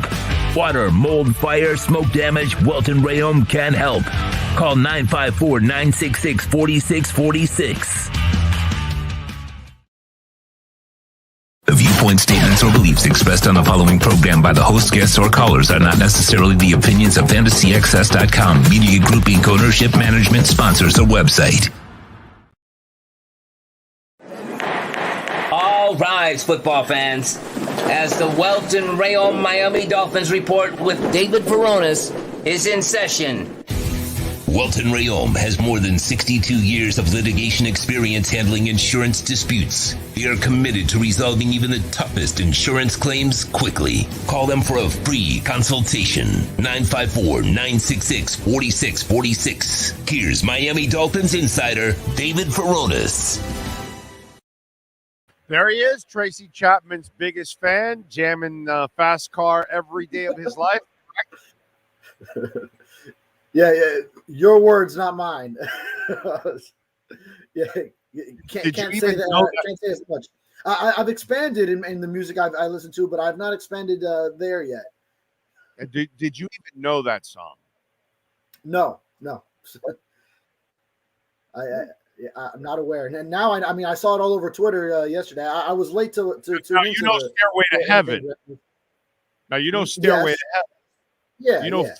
You know Freebird, right? Freebird. Okay, yeah. I've heard, yeah. Okay. You know Back in Black, right? From AC/DC. Yes, definitely. I even have that one in my songs. So okay. I'm just throwing stuff out there, like that, like Fast Car, Tracy Chapman. Huh? What? Huh? It's that song ever since it came out in the 80s, back in the MTV days. I never understood the craziness for the song then, and I don't understand how it's still and like she's like looked at like some legend. It's like, yo, you came up with a mediocre song that a couple people liked. Okay, wow, whatever, bro. It's just. Was that the one hit? Was that a one hit wonder back then? Yes, that's her one hit wonder. Yeah, huh? Chapman didn't have any other hits, dude. None. That was her one hit, and she got Taylor Swift dancing throughout the entire song. So I will say this: I don't think much, bigger thing, man. I don't think much of that song, but I will say Luke Combs actually added to the song. He made it actually even bearable. He actually improved it. In fact, he should re-record it, and maybe it'll actually be half decent with Luke Combs doing it, because really, I mean, she can put me to sleep in a fast car. And really, how do you fall asleep in a fast car? You kind of want to be awake in a fast car. Right. Unless it's Tracy Chapman, then you're going to be asleep in a fast car is what's going to happen. All right. Even the clip, I gotta watch it. I tuned in for bits and pieces of the Grammys. I saw a bunch of Twitter or X hoopla over that. So then I just missed it, but yeah, I guess I got to watch it and see what I'm missing. Yeah. The Luke Combs one, I will say, I got to give him props there. I'll give Luke Combs some props for bettering that song. All right, Anthony Weaver. I trip out on the whole hire thing because just between you and me, I don't have a problem with Josh Boyer. I didn't have a problem with Fangio, and I'm not going to probably have a problem with Weaver. My issues are all on offense anyway. So to me, that's really but everybody, Weaver might do this. He could be good at that, whatever. Your thoughts on the hire? Yeah, I mean, I like the hire. It seems like an up-and-coming guy. You see the way he communicates with players, that he's pretty intense. He brings that competitive fire. And what Mike McDaniel mentioned, which I think is at the forefront of his mind, is the coach as a player developer. I think the two guys, McDaniel and him, they see eye to eye in that respect. So there was a reason that was played up in his statement for sure. So, and I don't think that was necessarily any shade at whether Vic Fangio looks at player development the same way. I'm sure all coaches value player development, but just that it's more so at the forefront of what he wants to do. And we did have one stint as a defensive coordinator. It wasn't that great. The Houston Texans in 2020, in a season that went awry with a unit that didn't have much outside of J.J. Watt. They were 27th in points against. He ran sort of a lot of single high looks, more aggressive defense, and I think he will run. Now with the Ravens under Mike McDaniel, they were a lot of the same looks that you saw, this Fangio scheme that's sort of sweeping the league. So I think we'll see more of that. Maybe it's some kind of combinations. Maybe Weaver's somewhere in between. We won't know for sure until sort of we get him on record, talk to him, and ask him what kind of defense he envisions running. But I imagine he will see a lot of the too high shells and it's some quarters coverage, the cover six, all that stuff. in sort of an in-between, a nice balance between what he did run in 2020 with the Texans and then what the Ravens have run since he was associate head coach and defensive line coach there. Yeah, I have no problems with the hire, bro. The hire will be fine. I'm sure he's going to be a damn good, defensive coordinator overall. You look at some of the things that they have to do and re-signing certain guys. Where are you at with this and others? What do you think is going to happen here? The sound was kind of drowning out. What were you asking, sir? I said that I expect Weaver to be fine, but what do you think is going to happen with some of his players now on defense, like Wilkins and others? Who's coming back and who is not? What have you been able to gather? Yeah, Wilkins is at the forefront of that. So, I mean, he's a player developer. And look, the Dolphins also, they just came out of the Senior Bowl. You have assistant defensive line coach Kenny Baker actually coaching the Senior Bowl D lineman on one of the sides. Austin Clark, defensive line coach, was there. So if they're looking at these defensive linemen in the draft, then that's one way they can go, where if Wilkins' price is something that they can't meet, then they could let him walk. Hey, they could also franchise him. That's going to be pretty expensive in the short term, but you have options there. You could go Wilkins, franchise 1 year, and then we're looking for that replacement in the draft that you could sort of develop over a year, where maybe the next guy is a rotational D lineman that then becomes that guy next to Zach Sealer. Maybe that guy that you take high in the draft has to come in right away and be that guy that's starting and is expected to contribute from the start. Or you are able to land Wilkins long term, and then Weaver. I'm sure he'd love that if Weaver, a defensive line guy who has played the position, coached the position, and then he has Wilkins and Zach Sealer, that combination, salt and pepper, locked up for some time. I'm sure he would love to have that. So that's a route you can take. It's going to be difficult under the salary cap and where the Dolphins are, especially for future seasons. There are ways to get Wilkins in team friendly early in the deal, and then you're just kind of screwed later where you've pushed back all your money anyway. But there are options, and the Dolphins have been looking at a lot of D linemen for the upcoming draft, so that could be one way to go in. Whether it may not be the first round, but could be second or third round pick. So you're leaning more to where I'm at now, finally, right? That Wilkins is gone, right? There are avenues to get him back, but it's going to be challenging, and especially when he just had the 9-sack season, then he might have priced himself out based on doing that. The Dolphins didn't meet the price before he had the 9-sack season. Now he's got those sacks, and what he wanted before, he's going to want more now. So it's not okay. Yeah. He's gone, bro. He's gone. I'm telling you. I've been telling you guys for weeks now. He's gone. He seemed to speak like it. Out. That last interview that he had in Kansas City upon the elimination, some of the ways that he phrased certain answers seemed to lean that way for sure. He knows he's gone, dude. He's going to price himself out. He's going to want his money, and I get it that he's going to want his money. It's very understandable. I think they're not as impressed with the sacks because most of the sacks came against bad teams. It's one of the things that I've been talking about because I think that's what's going to end up hurting him in their conversations, that those sacks weren't against the elite teams. Only Buffalo was the only one. Outside of that, everything else was against lesser teams, and that's going to be an issue. Yeah, so that's one way to look at those numbers. But then, I mean, the sacks there, the numbers are there. So any player and their representation, they're going to point to that. They're going to say, hey, listen, what he needed was to show he could provide an interior pass rush after the previous years of showing you everything else. He didn't have those sack numbers the way the other defensive tackles that have gotten big money, the way they racked up the sacks. Well, now he finally has them. And and it's just going to be sort of this moving of the goalpost where it's not, okay, the Dolphins, they needed to see the sacks. Now they see them. Now they could pay the price that was talked about before. No, now Wilkins' price is also going to go up. So it's sort of the both sides are just going to keep moving in that direction and probably never meet. No, you are right, and that's the thing. And again, let me pull this up because I want to pull this up for you to make sure. And this is why I think some of these things are going to come into play, and and that's why I mentioned it to you. Here it is. All right, I'm gonna pull up his game logs. All right. Outside of the sack with the Bills, half a sack against the Jets, a sack against Tennessee, 2 sacks against the Jets. This is 2.5 sacks against the worst offensive line in the NFL. I'm just being factual here. The only O-line that had more starting combinations than the Dolphins. Right. New England, 1 sack. Again, not a great offensive line. 2 against Carolina. Not a great offensive line.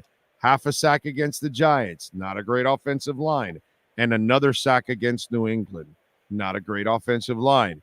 So you look at all his sacks, only 1 came against a legit team, and that was Buffalo. And it was a great play. Not only was it a sack, it was a strip and a fumble recovery. I mean, it was a sweet-ass play on his part, and I give him a lot of credit. But I think that that's going to be what they're going to hold against him, in these negotiations. They're going to say, yeah, you got the sacks, but you didn't show up against Dallas, and you didn't show up against Baltimore, and you didn't show up against Kansas City, and you didn't show up against Philadelphia. And that's what they're going to say. They're going to say, in most of the big games, including the first Buffalo game, you also didn't show up. And so I think that's what's going to end up hurting him in this process, where he's going to ask for 24, 25, and they're going to say, yeah, we're kind of where we're at last year. Maybe we added 500,000 or something, or $1 million. But I just don't think there's going to be much movement because the sacks didn't come against the big boys. That's just me. Yeah, even I remember that first Buffalo game. I think he was without a tackle deep into that game, like maybe through 3 quarters. And I'm looking at the game log now. He only had 2 tackles, 1 solo, 1 assist in that game. So, where I remember specifically his impact was not there that first game against Buffalo. And then some of the other major games, those bigger games. I mean, he contributed to that whole narrative all season that the Dolphins couldn't beat the other contenders. Right. Basically, yes. He played along the same lines of not really playing well against contenders, except for the Bills, where he actually, came up with the second game, with a big time play. What do you think? That was kind of like the last good play. That was like the last good play that the Dolphins had, because I think the punt return came later. It was early in the fourth quarter, if I'm not mistaken, and then the punt return came, and then everything just snowballed after that. Offense couldn't move. Tua with the pick at the end. Allen drives him down. So. How you feeling about the first rounder right now? What direction do you think they're going to end up going? Yeah, I mean, I see a lot of mock drafts that like Jackson Powers Johnson, which, hey, if the Dolphins may very well need an interior offensive lineman, so that could be a way. If they can't bring back Robert Hunt, if Connor Williams is not there, if they can't meet on a price because Dolphins don't want to pay it with, both their salary cap situation and him coming off the injury, and maybe Williams still wants something that's representative of what he was doing before the injury, then that could lead to them not reaching an agreement. So if either or, which it's unlikely, I think that both of them are going to be back, then that's one area is the interior offensive line, and Powers Johnson seems like a good fit for that spot in the first round. So. It won't be Bowers. Stop it, folks. He's not going to fall to 21. Okay, folks. I would. They're going to find a way to get a tight end this year. I guarantee you. They need to hit a tight end. Yeah, they will get one, but it won't be Bowers, bro. He's going to be gone before. Oh yeah. You're talking about Brock Bowers. Yeah. Since I just said Powers Johnson, I thought you were talking about him. But no, Bowers. No, I keep getting DMs and tweets and texts, and we got to get. He's far gone. He's not going to be available at 21, dude. So forget about it. They wanted Laporta, and he just they couldn't find a way to trade up, and he just didn't fall to them in the second round, And so then they went in the direction of Cam Smith. And so they've been trying. I think that's one of the priorities this year is to get that third playmaker. And a lot of people talk about receiver. No. It's going to be a tight end. They're going to finally get that playmaking tight end. You think in the first round? No. Okay, just in the first few rounds, yeah. No. Trade, free agency, draft. I don't know how, but they will find a way to get a playmaking tight end. I really believe that. Yeah, I don't know. I'm not gonna tell you exactly how, because I don't know how everything's gonna work out right now. You know what I mean? But I know that has to be on their priority list, because it's an element that is missing from that offense. Mike McDaniel really cannot call his real offense until he has a playmaking tight end that he can count on. Then they'll be more balanced to what he wants to do, because that's what that system is. Yeah. And a lot of these draft projections are they get so complicated because you're looking at team needs at the end of a season, but then free agency and trades occur before that. The Dolphins have a track record of addressing those major needs before the draft even gets there the last couple seasons. So like 2 years ago, we were looking at all the wide receivers that the Dolphins might select with that first round pick. And then sure enough, they trade for Tyreek Hill. So then all that research we were doing on all those wide receivers in the draft, the draft picks that could have been used for those receivers were sent to the Chiefs for Tyreek Hill, and 2, you have Tyreek Hill. And then they also brought in Cedric Wilson, already had Jalen Waddle, so you knew they were not doing much else there. Then last year, well, they still ended up going cornerback, but the big trade before going into March and whatnot, Jalen Ramsey. So then you completely go away from cornerback. You don't think they're going cornerback in the draft, but then Chris Greer, in his best player available mindset on his board, then he still goes with Cam Smith. So a lot of it is unpredictable. And then and Chris Greer is going to go through that best player available approach. Whether he thinks it's an immediate position of need or not, he's going to draft the guy that he believes is the one that he wants for the long haul anyway.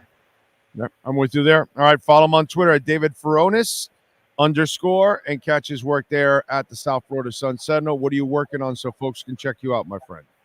Yeah, you got stuff on the site on Anthony Weaver, of course, new defensive coordinator hire, and just wrote a quick thing on the Pro Bowl. The Dolphins, 2-1 Tyreek hooked up for that touchdown. You know, they make regular season games look like flag football. An actual flag football game also looked like flag football. Second play of the game, in what's really meaningless anyway.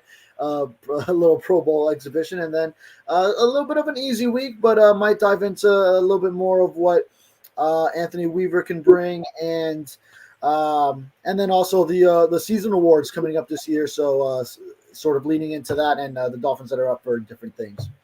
Got it. David, good stuff. We'll catch up on Thursday, my friend. Appreciate you as always. Sounds good. Yes, sir. Thank you. Welton Rayom, bankruptcy, condo damage, criminal defense, business owner claims, commercial litigation, personal injury. They're there for you, man. 954-966-4646. Even if you don't need a lawyer right now. Listen, the consultation's free. If something happened to you yesterday, a week ago, a month ago, 6 months ago, a year ago, and you're like, man, do I have a case? You know, picking up the phone and dialing 954-966-4646 and asking for Jeff Welt is not an issue. It's free. And you can explain to them your situation. The consultation is completely free, and they'll tell you if you have a case or you don't have a case, if they can help you or they can't help you. And maybe you do need help, and maybe they can. One of our listeners the other day called. You know who you are. And you ran something through Jeff, and you had a case, but he didn't specify. He that wasn't one of his specialties. So what did he do? He gave you the number of a friend of his that's another lawyer that specializes in what you do. So the consultation, even if he can't help you and he thinks your case is special, he might have somebody else that he can lead you to, like he helped one of our listeners. Okay, we've had several of our listeners call him for hurricane damage, water damage, okay, bankruptcy, all right? I mean, all kinds of our listeners the last couple of years have called Welton Rayom. Now, some of you, Just save the number because you never know when you're going to need it. 954-966-4646. Call my man Jeff. This has been another session of the Welton Rayom Miami Dolphins Report with David Furones. At Welton Rayom, they don't get paid unless you win. They handle complex personal injury claims caused by the fault of another in both state and federal courts. They handle auto, trucking, motorcycle slip and fall, and bicycle accidents. Call 954-966-4646. Welton Rayom can help. Thank you all out there as always. Don't forget, Sloman's Home Shield, proud sponsor of our program, 1-800-ALARM-ME, and we're always there ready to give you a free doorbell camera. And all you got to do is use our professional installation and our low-cost central station monitoring, and you're going to get an LED touchscreen pad, a motion detector, 3-arm doors, and a backup battery. And we are in winter. For those of you in some of those states where you're going to get a little cold and you got that snow, they also sell heating oil. They've been selling heating oil to Americans for decades now. 1-866-OIL-DEAL. They have fixed prices, which will save you hundreds. You know what you're spending on average every month. Call Sloman's and compare and tell them that the Big O Show sent you. 1-866-OIL-DEAL. That's 1-866-OIL-DEAL for Sloman's Home Shield. All right. By the way, Mr. Wayne Kramer from MC5 passed away on Friday. Rest in peace to Wayne Kramer, one of the rock legends. You could say maybe the beginnings of heavy metal music came out of MC5. We all know that Black Sabbath was probably the godfathers and the real creators. But slightly before Black Sabbath, there was this little band in Detroit named MC5, and they had a punk and a hard rock, and some would say even before it was ever created, there was a little bit of heavy metal in there. So Wayne and MC5 were ahead of their time. And Apollo apparently is on the chat board. And that reminds us that Apollo Creed and, Carl Weathers, losing Carl Weathers also was, a rough one for a lot of us. Obviously, Carl Weathers made a lot of historic movies and is a character that, held all the way up to The Mandalorian. He did a good job in The Mandalorian, too. I love The Mandalorian. It's one of my favorite offsets of or spin-offs from the whole Star Wars thing. But rest in peace, Mr. Kramer and Mr. Weathers. And we lost over the weekend. By the way, if I have not mentioned it, I think I mentioned it in passing, but I usually see his DM sometimes, and I haven't seen it. James in the DR. You're here, brother. Here you go. Your honey is in here, dude. Been drinking the honey you left us because I know you brought a bottle of honey and the bag of coffee. I won't bullshit you. I have not drank any coffee. I'm not really much of a coffee guy, so I would be lying to you. Oh, I'm a coffee guy. I still have it. I haven't even given it away because I've been thinking about somehow making it, but then I got to buy a whole coffee maker. So I'm trying to see if I can maybe go to my buddy's house or something, bring the coffee over and just to try it but the honey, which it's get the honey, Junior. The honey that you brought me is the best honey, dude. The one that my wife gets all the time at Publix, I don't know the name of the brand or whatever, but we've been using the one you dropped off. And I got to tell you, dude, it is awesome. James in the DR, my brother, thank you so much. So kind. So many of you have been so kind to me and Sean over the years, and I appreciate that immensely. We do. We really embrace that. I know there's a bunch of you out there, unfortunately, don't really appreciate us and don't really, you kind of half-ass support us and all that stuff. You just use us up, you know what I'm saying? But there are lots of you out there that truly care about us and support us and want us to survive and thrive and try to, stay alive. You know what I'm saying? But I just want you to know, James in the DR, I don't know if you're watching, because sometimes, some people just watch segments and they don't necessarily watch a show. Although, James, you're pretty hardcore. If you happen to be watching this moment here, if you catch it, thank you so much, my brother. Again, thank you for the love and the support over the years, because you've been listening for years. And thank you for going out of your way and stopping by at Hialeah Racetrack on I don't know, it was a month ago or something like that. And just been wanting to tell you, because I keep forgetting the last couple of days, because over the last week and a half, I think we've been using the honey that you left us. And it is absolutely fantastic. There's a difference. You taste it. So very nice, sir. Helps the throat. So thank you very much, James in the DR, man. Very much. Very much. All right. On the flip side, God, our friends in Haiti, Jesus, man, that place is being run by gangs. That is so terrible, dude. So terrible. Really, really sad for Haitian people, man. And they're good people too, man. I worked at 2 Haitian radio stations to start my career, WLQY and WKAT. 1220 and 1360 on the dial, I think it was. And great people, man. But I was reading some stuff there, and sad to see what's going on there. Christian throws in a little Fatso. Brooklyn Rob with the great Fatso reference. Get the honey, Junior. Let's see. Keith Ball says Dolphins need to hire an established head coach, just like Miami Heat did. The Miami Heat hired Eric Spoelstra, who had never been a head coach, sir.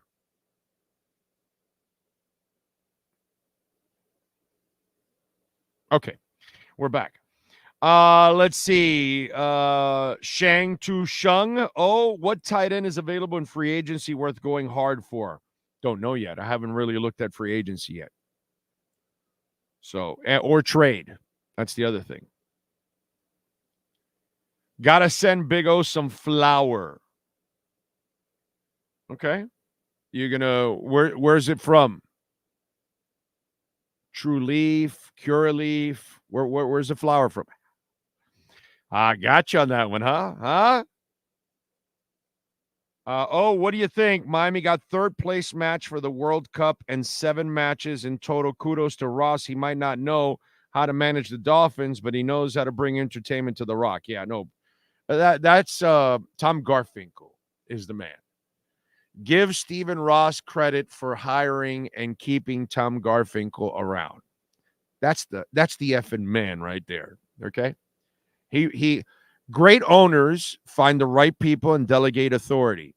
Everything that goes on in Hard Rock, yes, Stephen Ross gets the love because he's the owner and he supports.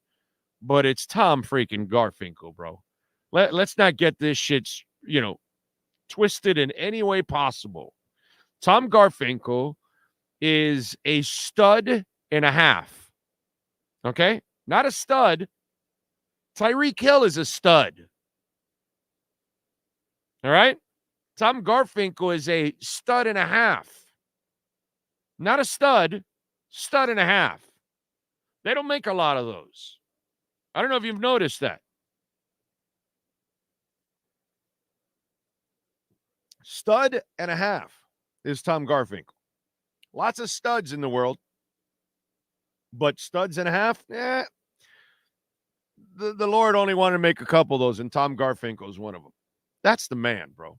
That's why that stadium is so convenient and beautiful now, easier to get out of, easier to come in and out of, with the bridges and the tunnels and the what is it? The club center, the roof. You got the tennis tournament. You got the F1. You got a damn hospital on the.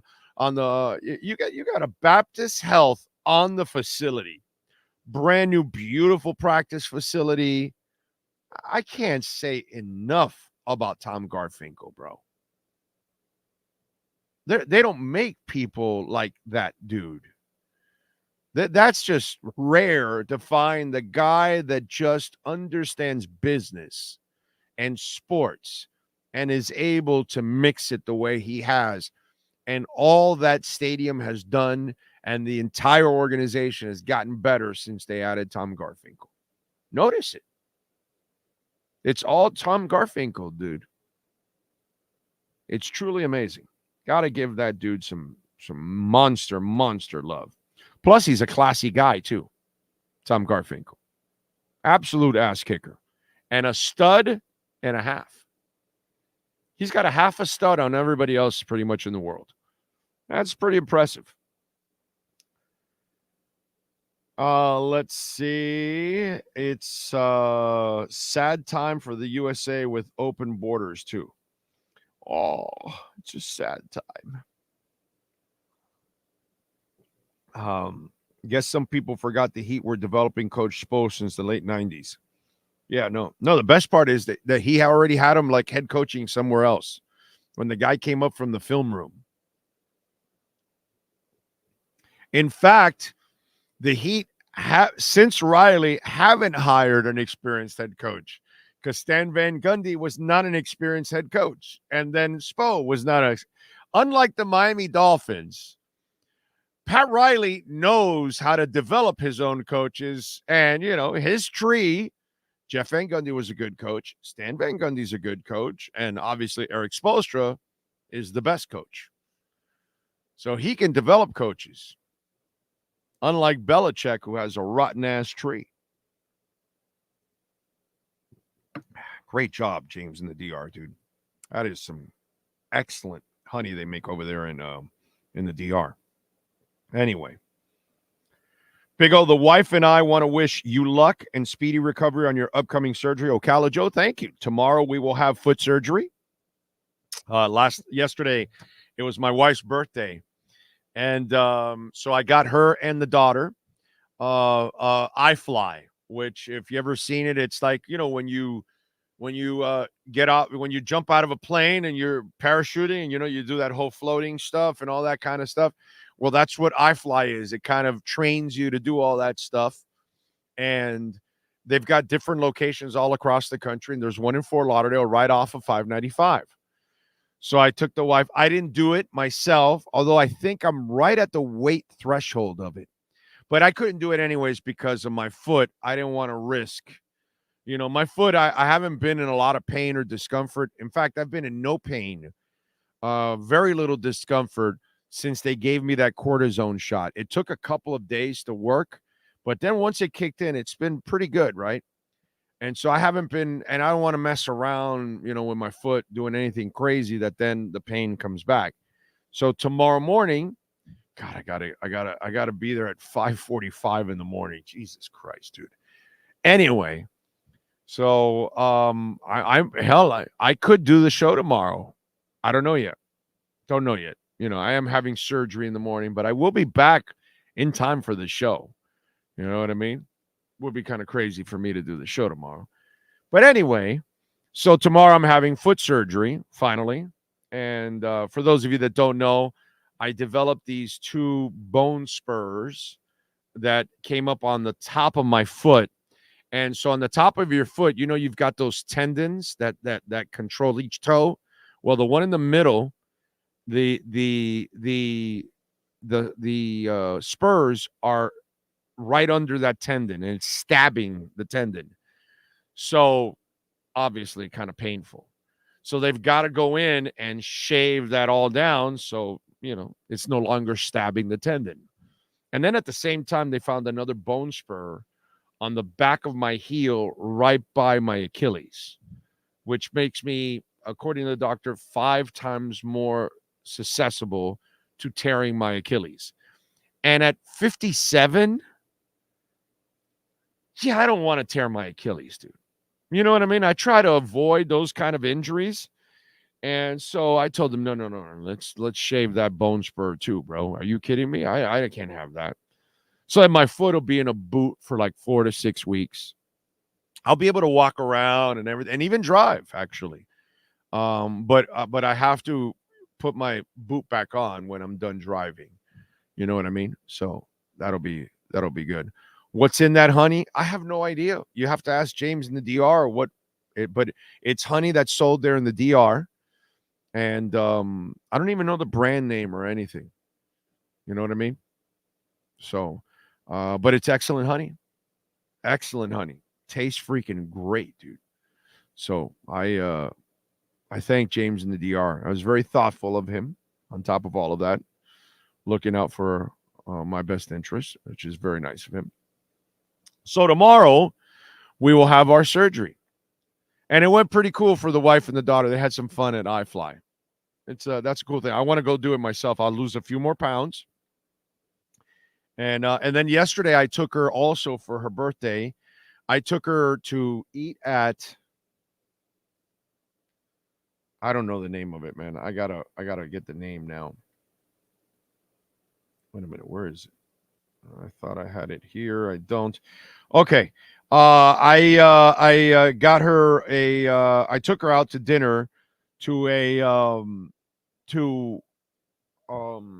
Versace's house in Miami Beach. It's a restaurant. I forgot the damn name now. I don't know if you guys know this, but they made the Versace home a restaurant. And let me tell you something, dude. The ambiance is fantastic. The food was excellent.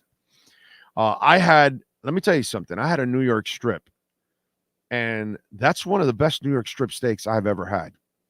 They know how to cook a steak there. I got medium rare, and it was absolutely.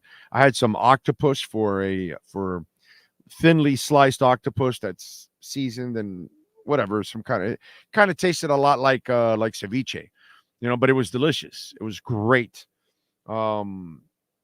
Let's see, there was a lamb and pasta. I think my wife had the ravioli lobster, I think it was the ravioli lobster, if I'm correct. The food was awesome. Everybody loved the food. It was absolutely great. So I forgot the name of it. 11th and Ocean, obviously. The Versace house. And you can look it up. But if you want to take that special someone to a really nice place, it's not like ridiculously overpriced or anything. You're going to pay, okay? You're going to pay $40-$50 for a steak, okay? It's just the way it is. You know what I mean? If you want a good steak, that's usually what you're going to pay in a good restaurant. Service was excellent. The ambiance was awesome. Okay. And yesterday was great too, because there was no rain and it was cool and everything was great. But I would suggest that to anybody out there. If you haven't been or didn't know that the Versace house is now a restaurant, if you got somebody special, you want to take them out for a special meal, that's a place that I would strongly suggest. You will come out a winner when you're done. That special someone will look at you and say, thank you. This was awesome. So it was really, really good. And if you want to try that iFly stuff, that was fun. I can't wait to try it myself. You could go to our YouTube page. I just posted a second video today. A couple of the experts doing. Did you check that out, Sean? The guys at iFly doing it on YouTube. Man, that shit is impressive, dude. Like the experts doing it. The latest video, it shows like somebody, like the instructor showing a beginner, and then he starts doing it, and he takes off all the way to the top and comes back down, and it's like, you're like, holy crap, dude. They are confident as hell doing that. It's actually pretty cool. It really is. You can check it out. We got a couple of shorts that I posted on YouTube. I posted one yesterday, and then there's one that I posted this morning. So you can check it out. Big O, I've always felt you are the most deserving for success, since I used to stop and see you before every Dolphins home game in the early 2000s, and you would always have the time to talk Dolphins with me. Well, James, I do that with everybody. It's who I am. Ask Lisa Rose, who hangs out with me. Ask Brooklyn Rob. Ask some of the people that actually get to know me. You know what I mean? It's, that's who I am. You know what I'm saying? Now, am I a person that's going to take a lot of shit? No, I'm not going to take any shit from anybody. Yeah, so I'm short fused in that sense. I don't have a lot of, tolerance for, just craziness and stupidity and ignorance. Yeah, I will be, a little short tempered with that stuff. But overall, yeah, I'm good, man. I'm fine. I'm easy to get along with, So I appreciate you, as always, for coming by and supporting us. Thank you, Alarmo. Doing some flips. Good morning, Big O. Don't sell yourself short because you always seem to understand business and sports as well as music. That's why myself and others tune into your diverse show, which is awesome. Thank you, sir. Appreciate you. Damn, Big O, no dancing for a few months. Yes, sir. I will not be able to dance. Yes, sir. Brooklyn Rob, like one of my old bosses said, surgery is not an acceptable excuse to miss work. I asked, what is acceptable? He said, death. Death is acceptable. Yeah, I would say so. Is it expensive or reasonable? Frankie, it's reasonable. Reasonable. Reasonable, dude. You're going to a nice restaurant. All right? We're I love Outback. I love Cheesecake Factory. Longhorn Steakhouse, good place. Those are all restaurants I love to go. Okay? Not those kind of prices. You know what I'm saying? You know what you're going to pay when you go to Denny's. You know what you're going to pay when you go to Longhorns. And you know what you're going to pay when you go to a nice restaurant. We're talking, this is the kind of restaurant that you go to for an anniversary, a birthday, or something. It's a special deal that you're willing to spend, per person, probably somewhere in the 75 range, right? Something like that. That's kind of, what an elite restaurant is going to cost you. You're going to pay $30 to $60 for a hell of a plate. It's just the way it is. You know what I mean? But I would strongly suggest it because the food is excellent, the service was excellent, and the ambiance. And you get to walk into the Versace mansion, and you kind of get to see all of it inside. And you can take your pictures and videos and all that. And so it's a building that most of us never go into. You know what I'm saying? And used to be so exclusive, nobody was ever in there. And now they've made it in a way where you can actually go and enjoy yourself. And they got a bar and everything. It's really cool, man. I'm telling you. I would, with no problem, tell people, go enjoy yourself at that restaurant. I'm telling you, Frankie, you take that person that you care for there, and brother, you have won brownie points for a while. They're going to remember that restaurant. They're going to remember the experience. They're going to remember the food, and they're going to thank you for it. And, sometimes that's all we need as guys. We kind of need, a couple of those brownie points like, hey, we came in clutch, It's and that's what I felt like yesterday. I did something different because I was, man, you're someone with 36 years. You've done everything. You've given her all kinds of presents, and you got to try to figure shit out. You know what I'm saying? And so that's where I came up with the whole iFly thing. And then obviously you want to go to a restaurant you've never been to. And that was definitely a good choice by me.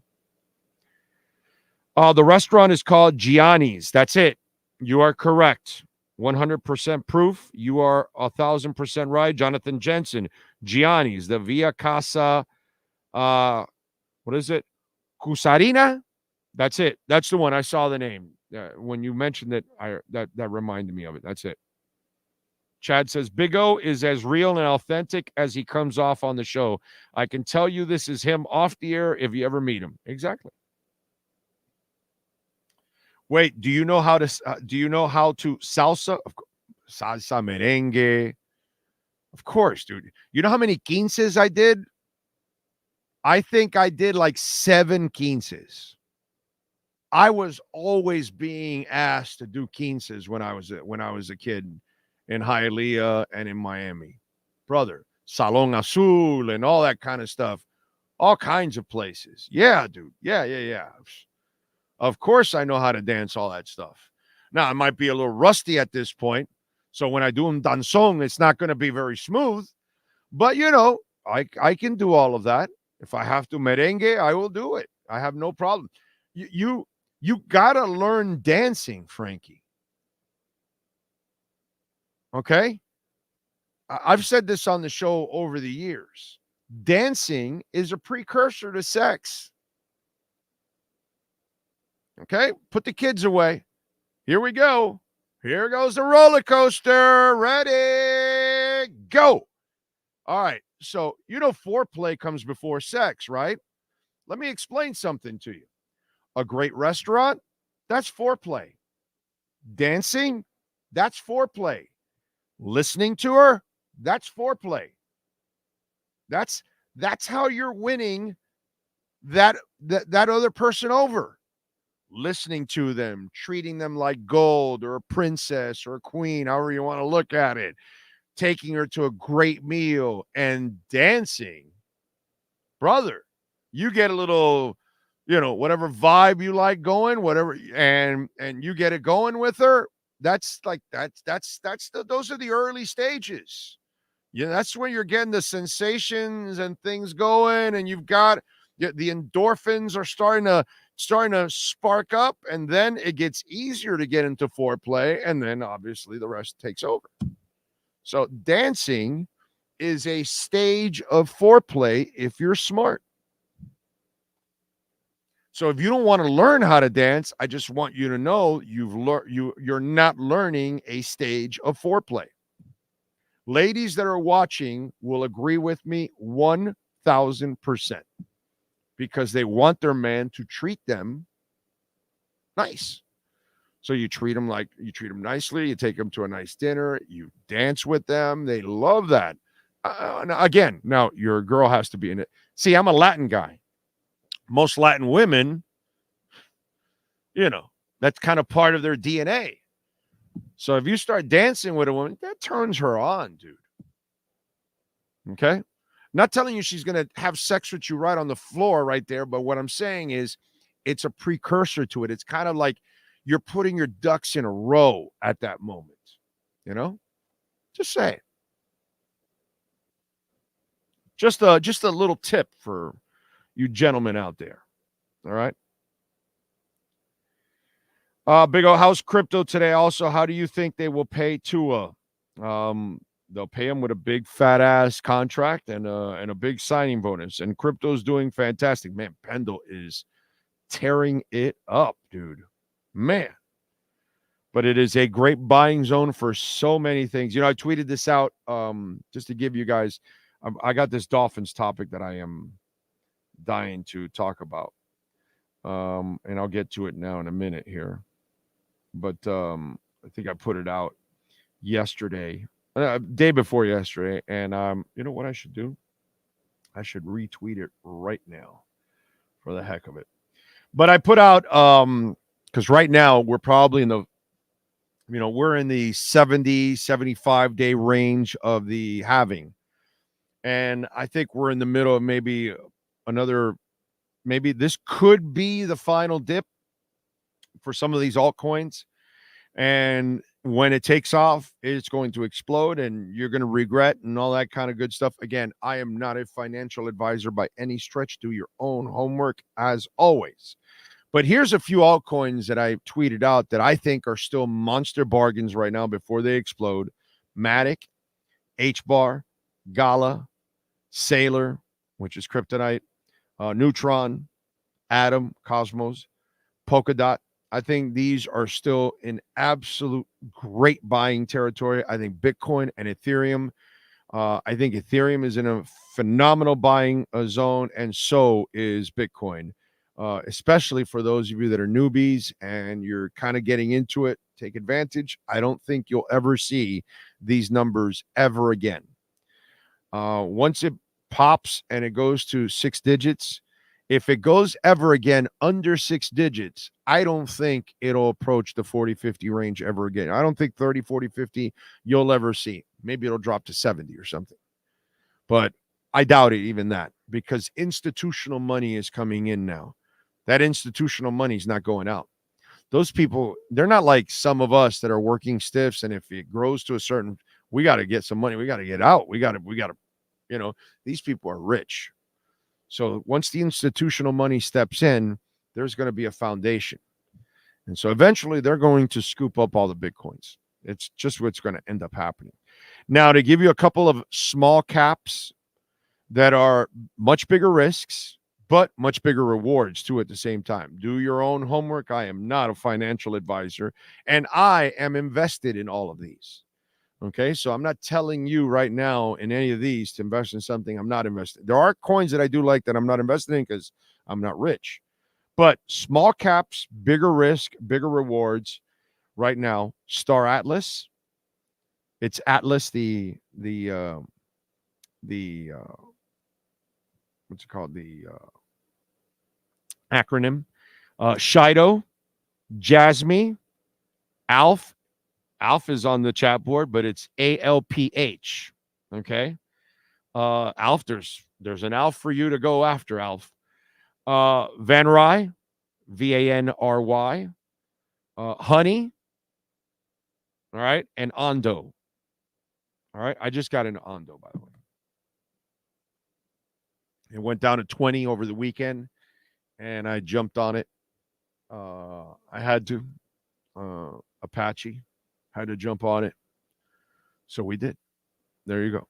And right now, I think Bitcoin is still hanging around the 42.5, 43 range. Let me see where it's at right now. 42.6 right now. Like I told you. Right around there. Okay. All right. What else do we have? Big O handing out free game. That's right, baby. Frankie Fresco, he's loving that Pendle.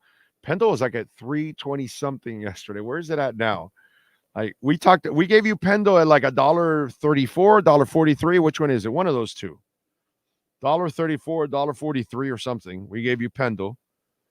And Pendle right now, let me see where crypto.com has Pendle. Pendle is actually down 7% to $3.10. How about that? $3. It's down at $3.10. It peaked at $3.27 yesterday. It is up 25% in the last week. It is up 121% in the last month. It's up 200% in the last 3 months. Pendle, baby. Ooh, Kryptonite. Where's this? Ooh, Kryptonite is down to the 5-cent range. Oh, my God. Load up. All right. Let's see. I'm soaking this all in. Game Big O is putting on. I do like to dance. Well, then that's going to help you, my brother. Alf says part of the problem with having a daughter is that you get invited to a ton of Keences and you go broke for a year buying gifts and paying for Keences dresses. Yeah, that is true. That is true.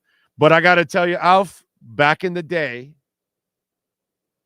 I did Keences happily because that was the best way when you're 14, 15, because that's the age and maybe even 16 I was doing it, I think. Yeah, I think I still did some at 16.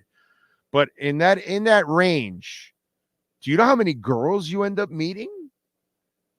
Like that's the one thing. Like when they would ask me to go to Keences, hey, would you dance? Yeah, let's go. And there was like you probably go to like 7 or 8 practices over a 2-month stretch, right? Every week it'd be choreographed. Because you'd have like 6, 7 different dances, Latin dances and American dance, because there was waltzing and stuff like that, right? So you had to kind of learn the different dances and all that kind of stuff because it was all choreographed. But in the process, you were meeting girls galore, man. So for me, I see the nightmarish side of yours, but that's the father side of it that you go through, and I feel bad for you. My daughter didn't go through that. I guess she really didn't. She didn't participate in any, and I don't even know if she went to one, actually. But when I was a kid, obviously it was huge back in those days. That was kind of normal for all Latin families. You had to have a 15s for your daughter. Like, you have to do it. And man, that was a great way of meeting girls. That was fantastic, dude. Pat in Nashville. Oh, I used foreplay. These days, I'm now down to one play. Brooklyn Rob says, Patrick Mahomes Sr. will miss the Super Bowl. Second DUI arrest. Poor Pat, between his brother and his dad. Yeah, that's his third DUI arrest. Not second, third. Okay. I tweeted this out yesterday. I felt bad for Pat. You know, when you're famous, it's so hard, man, when you've got an effed up family. And this happens to some of you out there. You know, when people are successful, they sometimes, you know, they have baggage. It's not their fault. You don't hold it against them, but their families or whatever, and it's a pain in the ass, and it's embarrassing. And then when you're famous and successful, then everybody knows about it, you know? Like, I'm sure you might know a friend of yours that's pretty successful, but he's not famous. Nobody knows him, but you know him, your friends, your families. And then the poor guy also has to carry around his bum-ass brother or sister or father or mother or whatever, and there's some disaster, and you always feel bad for them. You know what I mean? I feel bad for Pat Mahomes because his brother is a complete jag-off, a complete scumbag, and then his dad obviously is a freaking disaster. And if anything, dude, you know, our jobs as parents is to be a supporter. We're supposed to be positive for our kids. We're supposed to be there for our kids for anything they need. Even if they're superstars, we're supposed to be there to give them the support, the comfort, the guidance, but we're not there to bring them down. We're not there to embarrass them. We're there to lift them up even higher than where they're at. That's our jobs as parents. You know what I'm saying? And that's, sadly, Pat Mahomes Sr. has got an addiction problem that is so bad that he can't even know how to behave for his son. You know, when you're growing up as a kid, you're representing your parents. So you try to do everything right because you're carrying the name and all that kind of stuff, right? You know, but then once your kid grows up and becomes a man or a woman, then it's your job as a parent to make sure they continue growing and succeeding. The last thing you want to ever do is be a burden on your family. And that's what Jackson Mahomes and Patrick Mahomes Sr. are. They're a burden to their family. And they don't understand that. And then the worst part is when you have a family member that's famous and you still don't get that your problems become their problems and they become magnified and tied to them when it has nothing to do with them, but you should do better as a human being. You know, it's sad, man. Sad. All right, let's get to hour number 3. I got something I want to talk about on the Dolphins side that we have not addressed. Mike McDaniel went all in this weekend. Let's talk about that next.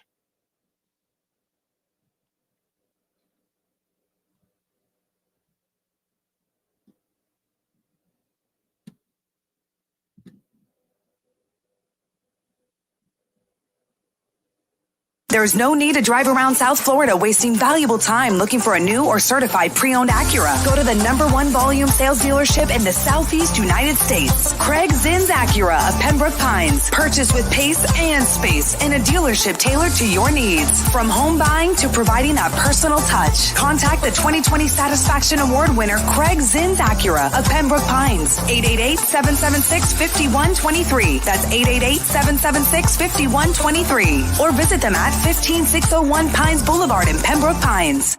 When presenting an award to an employee, athlete, executive, or fantasy GM, make sure you call Orvieto's Awards and More. For 35 years, these custom award specialists have been providing plaques, trophies, custom framing, while providing state-of-the-art laser and computerized engraving, UV printing, and glass crystal etching. They do all their engraving and printing in-house for quality control. Call Charles at 305-949-8098 or visit them at orvietosawards.com. Welton Rayom has more than 62 years of litigation experience handling insurance disputes. They're committed to resolving even the toughest insurance claims quickly. Call them for a free consultation. 954-966-4646. At Welton Rayom, they don't get paid unless you win. Property damage claims to your home, business, or condo as a result of a hurricane. Welton Rayom can help. Water, mold, fire, smoke damage, Welton Rayom can help. Call 954-966-4646. For over 16 years, EJDconstruction.com has provided South Florida residents quality craftsmanship, accurate project management, and exceptional service. That's why EJDconstruction.com is an A-rated member of Angie's List and the Better Business Bureau. When you're looking for the right custom home builder for additions or home remodeling, please call my friend Eric at 305-433-4843. That's 305-433-4843 for EJDconstruction.com. The viewpoints. When presenting an award to an employee, The viewpoint statements or beliefs expressed on the following program by the host, guests, or callers are not necessarily the opinions of FantasyXS.com, Media Group Inc. ownership, management, sponsors, or website. When it comes to South Florida sports teams, very few in the media have witnessed, lived, and covered it like the Big O. Let's start the program dedicated to your favorite South Florida teams with a passion that's unmatched. The Big O Radio Show is on. Here's the Big O. All right, hour number 3 on the program. We thank Ira Winderman and David Furones for joining us earlier on the show. You can always rewind. Remember, you can make a donation through Cash App or Venmo at Cash Big O Show. That is Cash Big O Show, Cash App or Venmo. As always, let's get to our 3A Graphics sports calendar. Love talking about Alan Blanco and the great people at 3A Graphics, custom printing and embroidery for your company, your business. Clippers defeated the Heat last night, 103-95. They're 26-24. I guess beating the Wizards and the Kings when Jay Rich can shoot like lights out from three-point range. Didn't happen this week or last night. Miami shot 26.9% from three-point range. Can't win like that, dude. Tuesday, they take on Orlando at 7:30. The Panthers, they enjoyed the week off with the whole NHL All-Star. Tuesday, tomorrow, they will host the Flyers at Amerant Bank Arena. The University of Miami men's basketball team defeated Vautech yesterday 82-74. They improved to 15-7. Omer had 16 points and 7 rebounds. George added 16. And Cleveland, by the way, added 15 and 13 rebounds. Tonight, they're at Virginia, 7 o'clock. Saturday, FAU defeated Tulsa 102-70. The number 20 team in the country is now 18-4, 8-1 in the conference. John L. Davis with 24 points. Thursday, they will take on UAB on the road at 9 o'clock. NSU on Saturday defeated Eckerd College 117-70. Ryan Siznik had 20 points. He shot 4-4 from three-point range. The boys are 17-2 and 11-2 in the conference, and they've now won 5 in a row. Alex Mangold added 18 and Mike Moore added 15. Wednesday, they will host Florida Tech at 7:30. And the Lady Canes, unfortunately, came up short. They're having a rough season. Katie Meyer and the ladies are having a rough one. FSU defeated Miami 75-68. They're 14-7, but they're 4-6 in the conference. They're 10th right now in the ACC. So a rough one. They've got Clemson on Thursday at 6 o'clock. They're going to have to do very well in the ACC tournament in order to make some noise in the postseason. So there we go. Thoughts on dumb money move about the GME pump and dump a few years ago. Are you talking about GameStop? Oh, I didn't watch the GameStop movie or anything like that, so I don't know, my brother. I don't know, and I'm not a stock guy. I dabbled a little bit in stocks a few years back. It went well for me, actually. But once I found crypto, I kind of figured this is actually where we're going as a society. So I kind of went more in that sense. Chase one took me 4 years to break even on Amazon stock. Yeah. Let's see. I have 29 million SHIB. I'm rich. LOL. Shang Tu Shang. Oh, this Barry Cunningham guy trashed Tua. I don't know. I don't know anything about Barry Cunningham. I know he reached out to me about using one of our interviews, but I couldn't let him do it because it's exclusive, obviously. It's for our sponsors pay for that. So I told them I couldn't. So that's all I know about Barry Cunningham. I know that he's one of those fans that does shows and all that kind of stuff. I don't know, dude. I don't watch any of that stuff, so I'm not sure. Plenty of people trash Tua, so it's not a Barry thing. Plenty of people trash Tua. So what's the big deal? Barry's doing what a lot of other people do. What's the big deal, bro? You know what I mean? It's like, I don't really care. Doesn't really matter to me. Big O, having the name Big O when you were single might have been a great help. Actually, no woman knows that I'm the Big O. None of them. Okay? And by the way, when I was single, it had nothing to do with, I didn't have a nickname. It's just Orlando. Okay? The nickname stuff came in sports. That's all. When I started doing sports talk. And, unless she's a sports talk listener, that's the only way I get a woman saying, hey, Big O, or whatever. That's it. Outside of that, nobody really knows me as Big O when it was in the other way. But I get what you're saying. But yeah, no, it didn't go with that. Let's see. Mark Smith, Big O, friends and family can mess those guys up, sometimes really bad. Vic Hernandez, dozens of boxers. Mahomes seems to be doing a great job of keeping his head on straight. Yeah. Ocala Joe says, Big O, my wife says we are brothers from another mother. All right. Well, we really are, actually.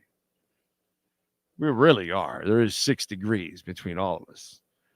Man Dog says, every time I see Jay Rich shoot, he's building a house of brick by brick. Not against the Kings that night. But you're right, normally. Big O, I'm very sick of that stupid TD guy that claim he's a Dolphins fan, but always, well, I don't know. Listen, guys, I got to tell you something. I'm not here to take your complaints about other people, okay? Whatever Barry or TD or whatever any of these fan shows do, that's more power to them. That's their deal, bro. It's up. The part I don't understand, okay? This is what I don't understand about society in general. Okay, if you don't like the person, why would you watch or listen to anything that they're doing? I still don't understand that.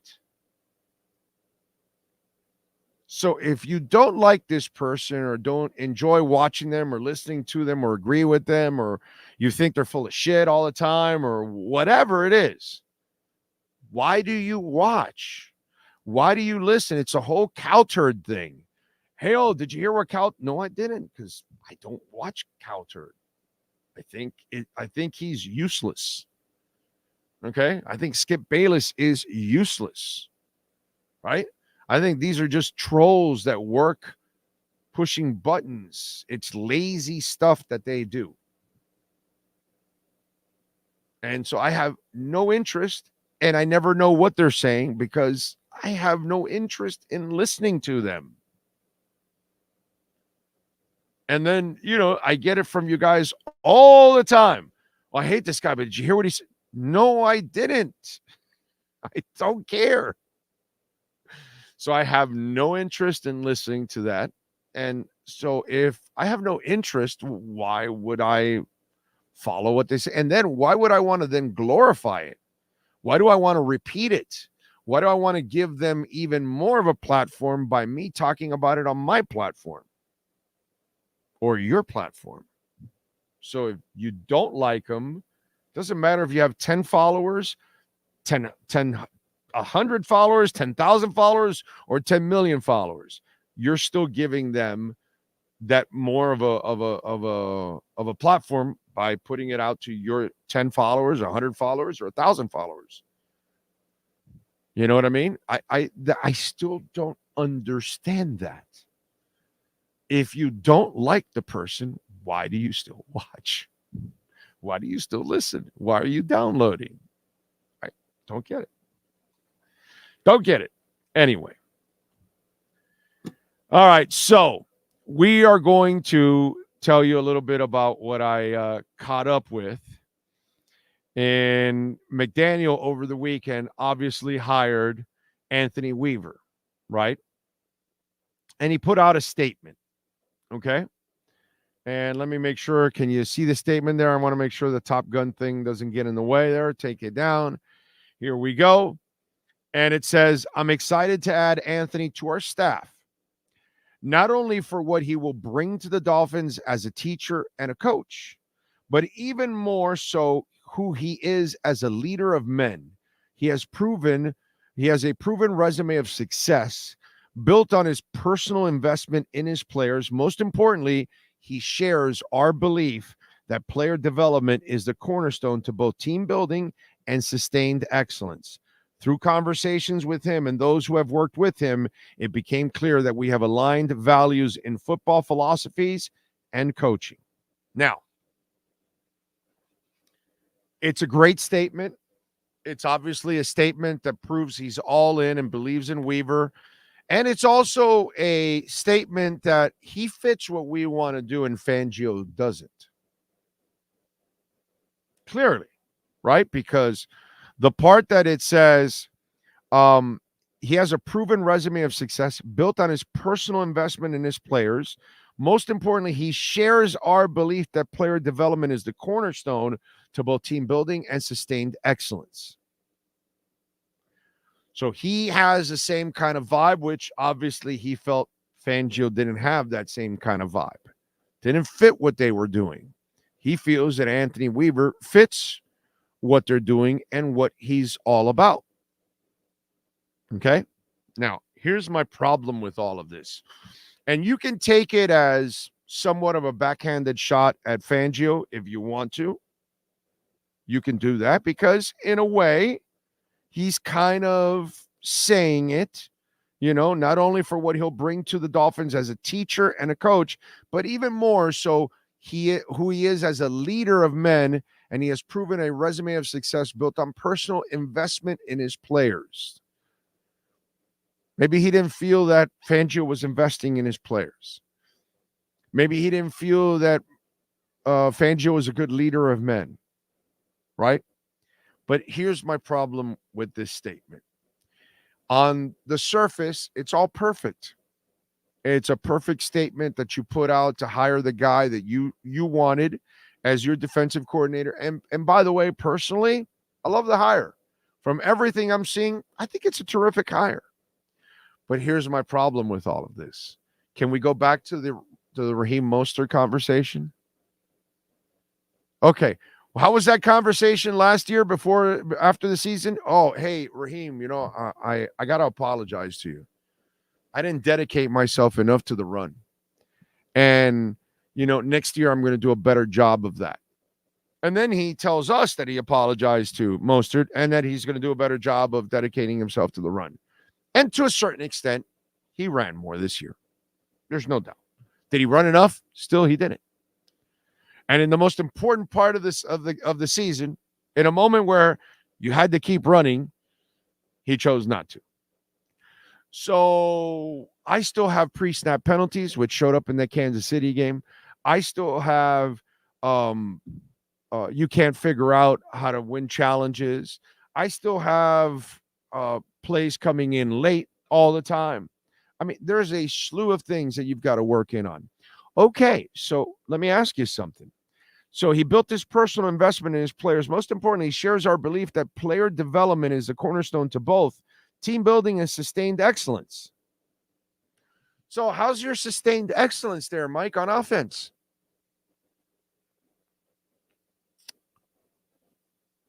Just want to know.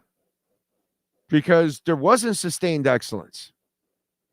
So you want to hold Anthony Weaver to a standard that you can't maintain yourself. Because Josh Boyer maintained it better than you did. Vic Fangio maintained it better than you did. And I have no issues and no qualms and no concerns that Anthony Weaver will do the same thing. But you, sir, are the one that I'm concerned about. So you can take your backhanded shots, but even more of who he is as a leader of men. He has proven a resume of success built on personal investment in his players. That's great. How about your personal investment? How'd you do getting other receivers involved besides guys not named Tyreek and Waddle? And please don't tell me, I don't want to hear the lazy line I hear in the media all the time. Well, no one's open. You didn't scheme it that way. You can scheme it where they get open because the year before they were open. And 2 years before that with Flo, he spread the ball around to all kinds of people. And he didn't have a running game. He didn't have time or anything. And he still found a way to spread the ball around.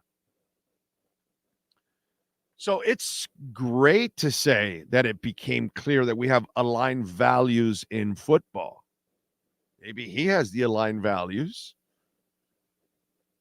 I know Josh Boyer wasn't perfect. I know Vic Fangio wasn't perfect. And I know Anthony Weaver won't be perfect. But I also know none of the three were the issue. Because I'm sure Anthony Weaver will not be the issue next year or this coming season. So you can tell me how much Fangio didn't fit, how much this guy brings as a teacher and a coach and all that kind of stuff. You can tell me how much you love him, right? And maybe it sounds like a backhanded shot at Fangio, but a lot of the stuff you're talking about with Anthony Weaver, I need to see it with you because your offense hasn't developed 2 years in and players still don't know all the plays. Players still are making mistakes in pre-snap. This is 2 years in. So what's all this stuff about teacher and coach? How about your teaching and your coaching? So this is great. I love the hire, Anthony Weaver. I think it's going to be a damn good hire. And now, I wonder, I'm going to tell you something now about this hire that nobody's talking about. Okay? Nobody talked about this part that I just talked about too. But let's get into something that I think a lot of us are overlooking. Okay? I don't know how much of this decision was completely all Mike McDaniel or how much, what's it called? Greer, McKenzie, Allen, maybe even Garfinkel, how much they helped in the process and made their suggestions and threw it out there like, hey, no, I think this is a good hire. I'm interested. I don't know what the truth is. Okay. I don't know what the truth is. I that part I cannot tell you. But do you have a young head coach in the wings now? Because Anthony Weaver's resume and the way people talked about him, it's not so much that he was also set to be a defensive coordinator, but a lot of people feel you could be having a future head coach here, that he has that it quality to him, because that's some of the things I've read when it comes to his character. Some people feel like he has that it quality to be a head coach. So worst case scenario, if Mike McDaniel doesn't get it, is Anthony Weaver one of those guys are looking at to be the next head coach in line? Far-fetched. This is like I'm getting way ahead of myself here. But in the next year or two, let's say he shines and he shows a lot of leadership qualities and people love him. And let's say McDaniel levels off. And what you saw the last 2 years, it's kind of what you've seen the last year or two. And in the last year or two, 2024, 2025 seasons, Anthony Weaver's done an amazing job. Has approached things perfectly, approaches the media perfectly, all that kind of stuff. And then people say, whoa, maybe they should name Anthony Weaver.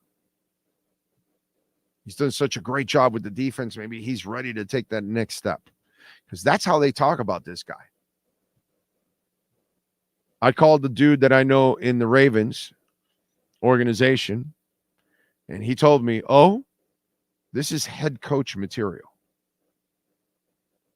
That's what Weaver is, he said. He's head coach material. And when I thought about that, I go, wow, okay. Interesting. And I'm going to tell you he's going to be the next head coach or he's a coach in waiting or all that, but I'm just saying, what happens if in the next year or two, McDaniel doesn't impress, doesn't do enough? And like I told you, the hot seat will create this year, and it could cost him this season or next season, one of the two. You either 3 or 4, we're in the crossroad with him, one of the two. And then that guy starts kicking ass. So it's great to have a fantastic opening statement about how you love him and all that kind of stuff. But some of the stuff you talked about with him, I'm more concerned with you. And then the flip side, yeah, you're hiring a guy. People are telling me that this guy's kind of a head coach material down the line. Not right now, but down the line is the kind of guy that they think can grow into a head coach. That's some crazy shit.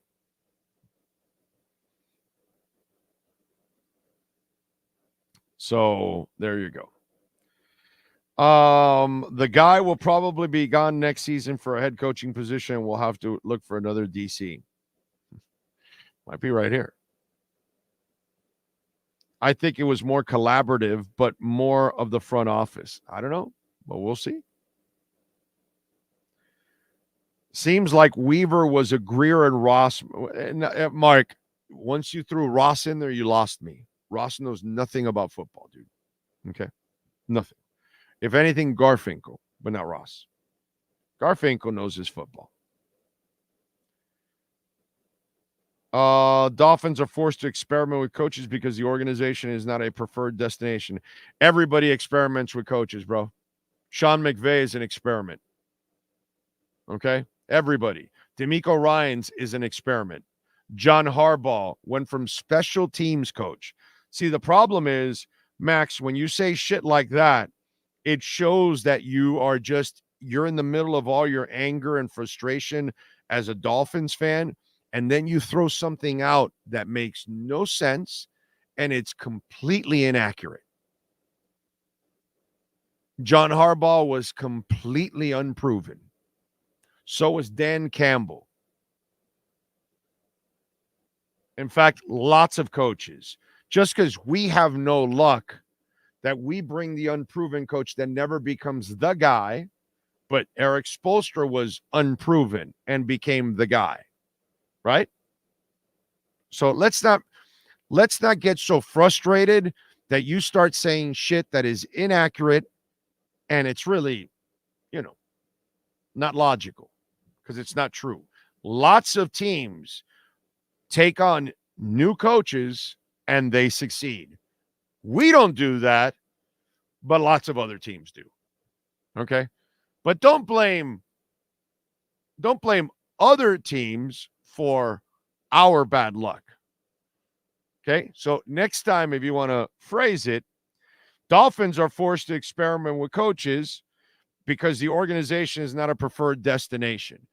Detroit was a preferred destination. The Houston Texans are a preferred destination. Before McVay was the Rams, they were nothing. A lot of these places were nothing, and then they get the right guy. So it's not what you need to say is the Dolphins just can't find a good first shot coach. They just don't. We fail every time. Haven't failed yet with Mike McDaniel. I still have some hope for McDaniel.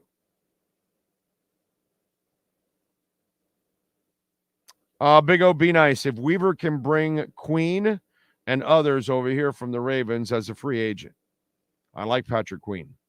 That would be a good pickup. Big O, you talking like Greer, Allen, McKenzie would survive if McDaniel gets fired. Yeah, that's true. That is true. That is very true. If McDaniel has to get fired, it'll be a bad look for the front office. I mean, that I have to be honest on that one. That's going to be, yeah, it's not good for them. I love what they've done on the personnel side. It's just, yeah, the head coach part. You got to get that shit right. Big O, not saying Ross knows anything, but he does have those rabbit ears and will write a check. He does, but he doesn't know anything. They just tell him this is good. So, Daniel, why is kryptonite going so low? Because altcoins take a hit over everything, dude. That's just the way it is. And if you believe in it, if you do your homework and you believe in it, then you keep investing and you keep buying lower. You know what I mean? If you don't believe in it, then you don't. It's up to you. You know what I'm saying? It's the hardest thing to do in investing is buying in a negative. And so that's where your homework, your confidence has to come in. So when Bitcoin was going down all the way to 16,000, what do you think I was doing? You need to go back and look at the shows in December of 2 years ago in 22 and January of 23. Go look at those shows. Go look at November and December, because I think late November and December, you'll see people that are making fun of me on the chat boards, right? And sending in stupid shit. They're all gone now. Oh, see how Bitcoin's going to go down to 10 and 12. You know what you're talking about, all this, that. Oh, you keep investing. And it went down from 40 to 35 to 30 to 28 to 25 to 24, 23, 22, 21, 20, 19, 18, 17, 16. And I kept buying. Go look at my face. Go look at my body language. I did not flinch for 1 second.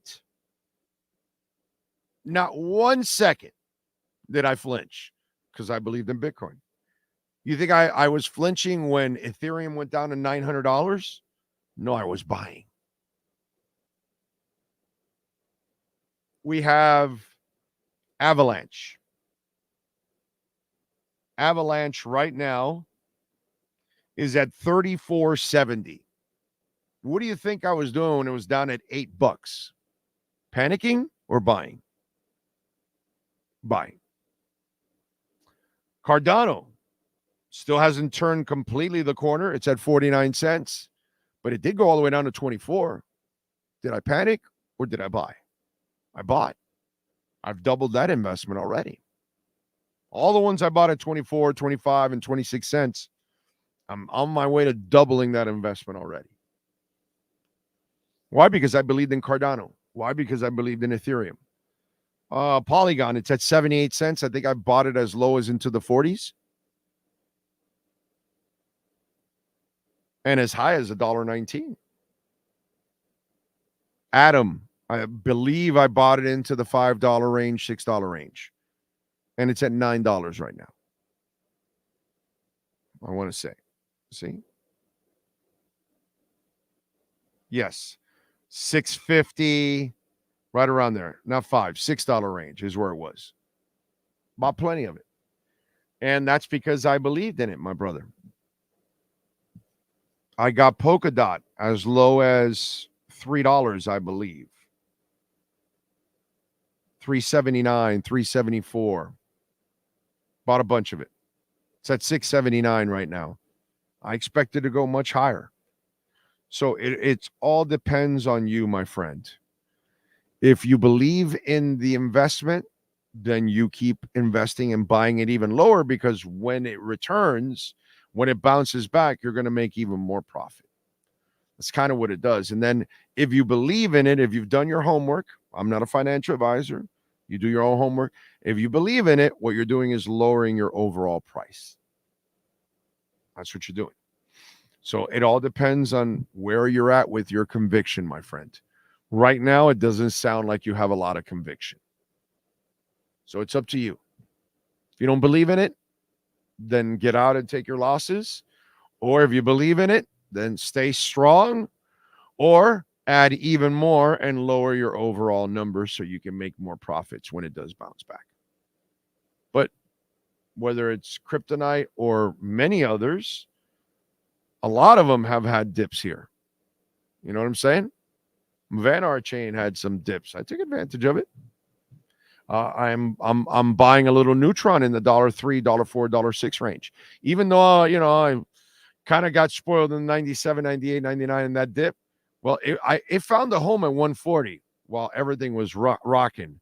We had this dip. It's gone down. It's going to go find that level of 140 immediately and then surpass that.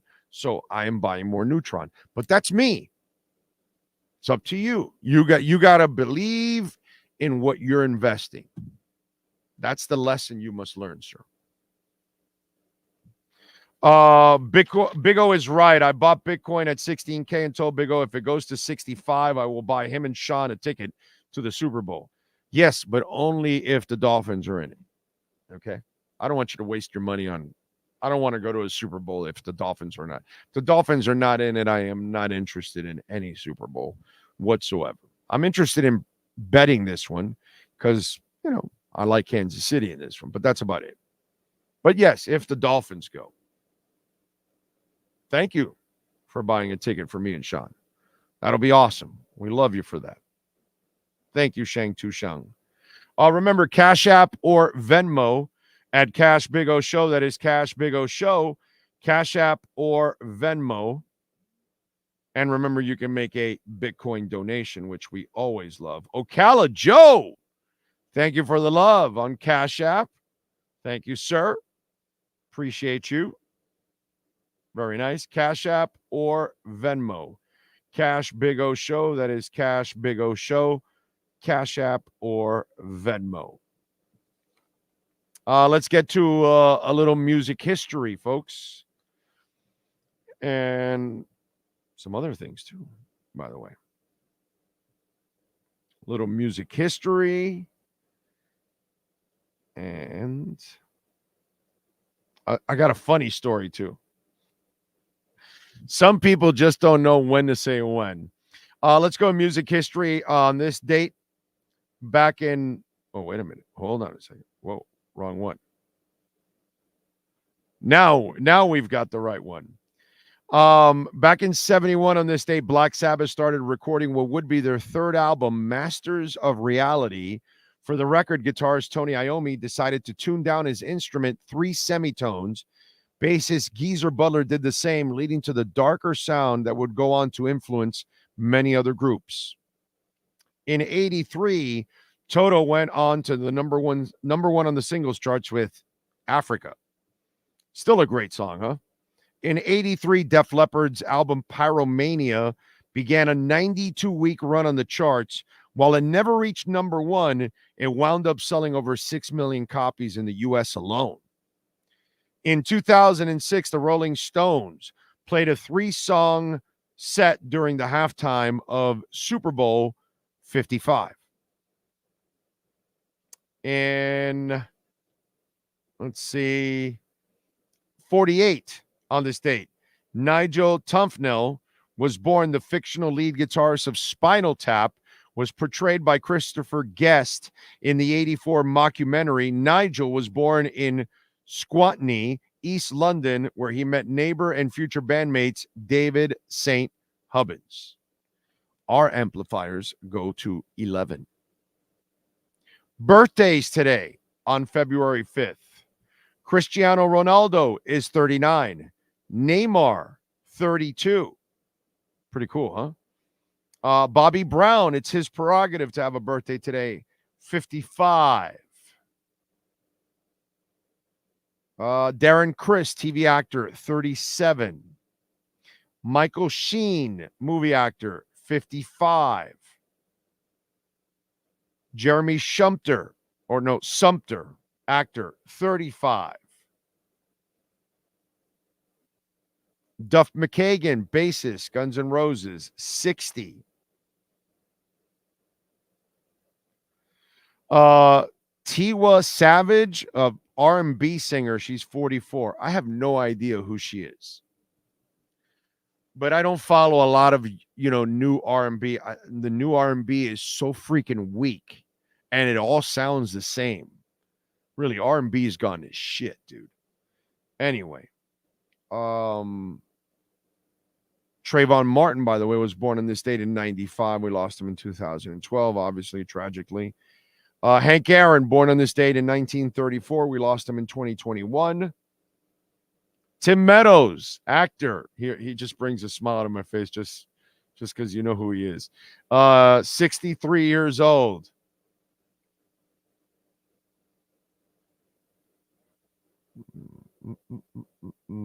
Carlos Tevez, soccer player, is 40. Sarah Evans, country singer, 53. George Hagi, soccer player, is 59. Laura Linney, movie actress, is 60. And that is the list of a lot of people celebrating birthdays today, dude. Jesus. That's a lot of people, man. It's impressive. What else do we have? Tonight in Tampa, you've got Pantera and Lamb of God. They were here over the weekend locally at Hard Rock Live in Tampa. Tuesday, Kenny Wayne Shepherd is at Hard Rock Live in Orlando. Tower of Power on Tuesday is at the Parker in Fort Lauderdale. Willie Nelson will be in Immokalee at the Seminole Center Outdoors on Wednesday. Also Wednesday, Kenny Wayne Shepherd will be in Fort Myers at the Barbara B. Mann Performing Arts. Friday, Gypsy Kings at the Dr. Phillips Center in Orlando. Willie Nelson Friday will be at the Pompano Beach Amphitheater. Friday, Frankie Valli, Hard Rock Live Hollywood. Saturday, T.I. is at Club 11. And a week from tonight at the Amerant Bank Arena, Journey and Toto. That's going to be a really good concert, dude. Next Monday at the Amerant Bank Arena. Enjoy yourselves out there. It's going to be pretty cool. What else do we have going on? Nothing's changed in the Super Bowl line. Niners are still favored by 2. The over and under is 47.5. Niners minus 125 on the money line. The Chiefs are plus 105. I've already taken the Chiefs plus 2 and the Chiefs plus 1.5. So I am set to go. I believe in this big time. Joel Embiid is going to have a procedure to repair his left meniscus. He will miss an extended period of time. Constantly injured, unfortunately. Oh, by the way, my daughter, I took her also to Toyota of Hollywood on Saturday in the Craig Zinn family. And just want to thank Herbie, Sandra, and Alex. You know, I tell you all the time about Craig Zinn's Acura Pembroke Pines, all the time, proud sponsor of our program. And we had the Acura Pembroke Pines Miami Heat and NBA report. But Toyota of Hollywood, where we've bought cars there too. And so my daughter's about to get a Toyota. And so we went there to Toyota of Hollywood. And, you know, I just got, you know, Herbie runs the show there and if you ever go to Toyota of Hollywood, go see Herbie and tell him that Big O sent you. They'll take care of you. Sandra, who was fantastic taking care of us. She took care of my mother-in-law years ago. It was 8 years ago that she got her Corolla there. And she still has her Corolla. It's like an immaculate. My mother-in-law has had her Corolla for 8 years, and it has like 2,000 miles on it. and it's one of those sporty Corollas. It looks really nice, but it's in impeccable shape, dude. It's 8 years old and it's got 2,000 miles. Like, old people don't drive. So anyway, I just wanted to thank Alex and Sandra and Herbie and all the fantastic people at Toyota of Hollywood, because they are just absolutely awesome. You know, I always talk about Acura Pembroke Pines because obviously we've owned and leased Acuras there, and I'm going to get a new Acura probably at the end of this year. I don't know what my wife is going to get. If she's going to get an Acura, she's going to get a Toyota, but whatever she gets, she'll get whatever she wants. Yeah, I just want to thank them because they were just absolutely fantastic with my daughter on Saturday. So she is very happy. Mark Smith says, do you like the under number 2 and number 3 scoring defenses facing off without dynamic special teams? The under is not a bad play at 47.5. I do have to say. I certainly don't like the over unless there's turnovers. But I kind of like the under. What I really love is Kansas City. I like Kansas City taking the points, and I might even take the money line. What is it, plus 105? It's not much of a money line, but, you know. Anyway, this week in 83, Africa bumped land down under from number 1 to number 2, one continent replacing another. The band Asia just sat and pouted. Dude, that is so now, and that's and is that the original album or is that the Don't Cry album, the second album? Alpha, I think it was called. I want to say. Which one was it? Was it the original? Because that original album of Asia, I have to say, is a masterpiece. With Only Time Will Tell and something in the moment, whatever. God, that album has so many songs. I'm trying to remember the damn songs now. Wildest Dreams. God, what's my favorite song in that album? Let me cheat here. Asia debut. Here we go. God, what's they decorated all the generals who fought the wars behind the line. Soul Survivor is a freaking great song. Obviously, everybody knows Heat of the Moment and Only Time Will Tell.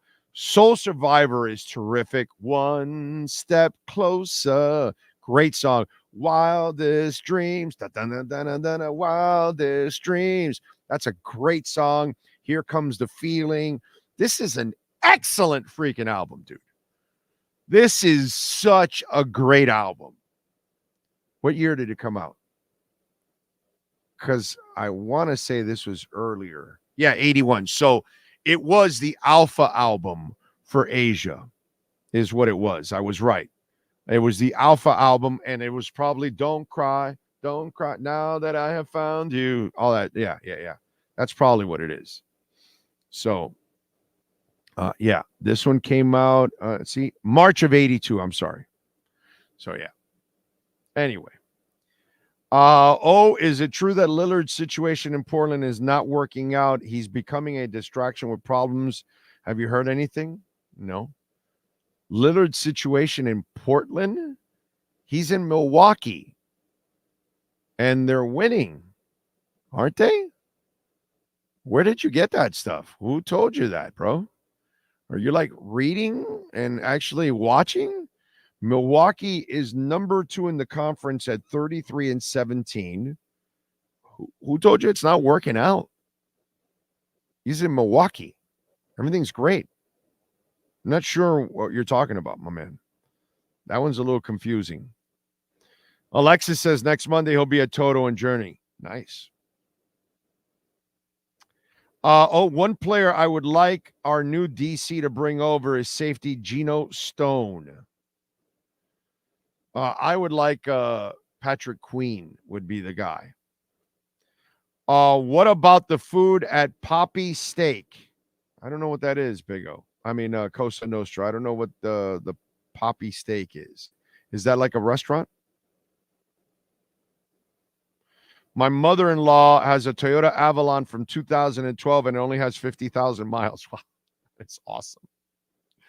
It's the car she traded in had like 6,000 miles on it, and she had it for like 14 years. The car she traded in, like they were looking at it like, holy shit, this car's new. It's like, wow. It's like it didn't have anything. And her Corolla, it's 8 years old. It's a sporty little Corolla. It's really nice, actually. It's got all the bells and whistles of those Corollas in those days. It's really nice. It's got sporty rims and everything. Like, you would not figure an old lady riding that Corolla around, to be quite honest. But you know, she got a good deal on it, and she has it, and dude, it is impeccable. It's brand freaking new, dude. Brand new. Those are the best cars to buy used, right?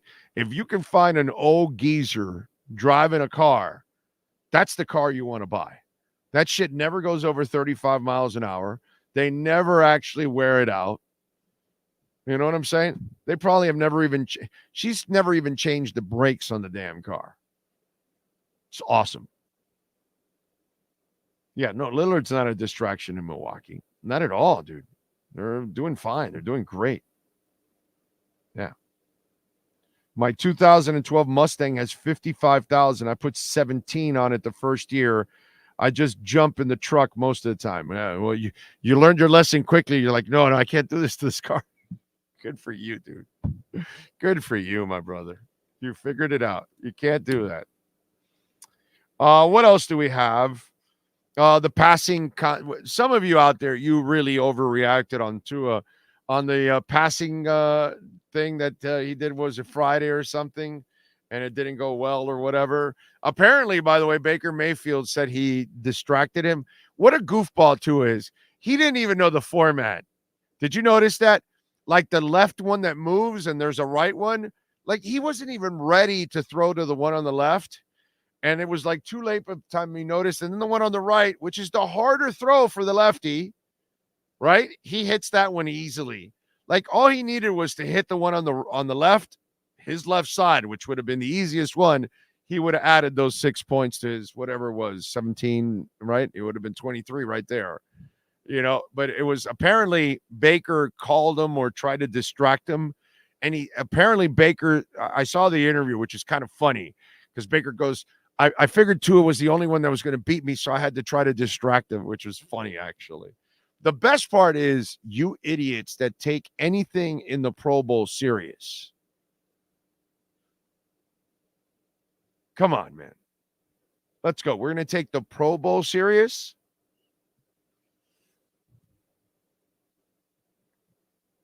Wow. We're really reaching in this world, to be quite honest. Peter Holland says Bucks haven't been great recently. Bad defense, and they got Doc Rivers. Well, but that's Doc Rivers. That's not his fault. You know, I'm talking about Lillard. Yes, sir, Sean. So Dan Orlovsky did the competition in his suit. He won. He beat everybody, yeah. Because he made the 10-pointer. Yeah, the last one. That's the only reason, yeah. They all missed the 10-pointer because you guys made me. That's the only thing I watched in the Pro Bowl. And then, you know, on YouTube, a little cut will come in and I'll just, okay, it's a 2-minute cut. I'll watch it or whatever, like the Baker Mayfield one, you know? And so it was a Tua thing. So I said, all right, what the hell does he have to say about Tua? And then he was trying to distract Tua in the competition, but that's funny. And the only thing that I can think of with the Lillard thing is they brought in Doc Rivers to play more defense. They want everybody to be more defensive minded. Maybe that's the story that they're trying to link to Lillard being, I don't know. That's the only thing I can think of. There's nothing there, bro. There's nothing there. They're keeping Damian Lillard. You know what I mean? So that's, you know, sorry guys, I just have no interest in Pro Bowl stuff. And or hockey too, by the way. Don't know what happened in the NHL All-Star game.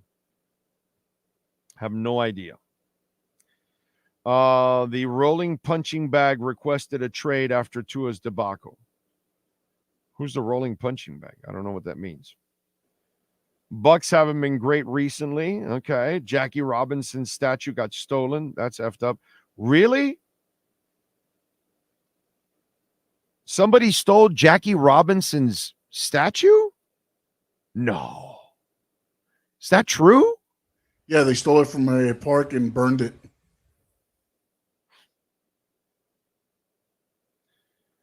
What a bunch of losers, bro.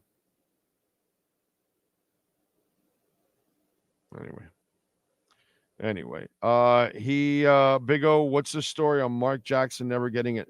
I don't know, bro. But there's some behind the scenes with Mark Jackson. He does say and do some, stuff that might be a little bit of a stretch. But I don't know. Nils Lofgren's solo album Wonderland, dedicated to James Honeyman Scott. Really? Jackson Brown's song for a rocker dedicated to JHS, one of the most respected guitarists of all time. Wow, that's pretty cool. That's pretty cool. Todd says, I'm late, but facts are facts. Chapman had a few other hits besides Fast Car. Give me one reason. Talking about a revolution. She is a quality artist. Give me one reason and talking about a revolution. Okay. Let's test it out. You might be a Tracy Chapman fan.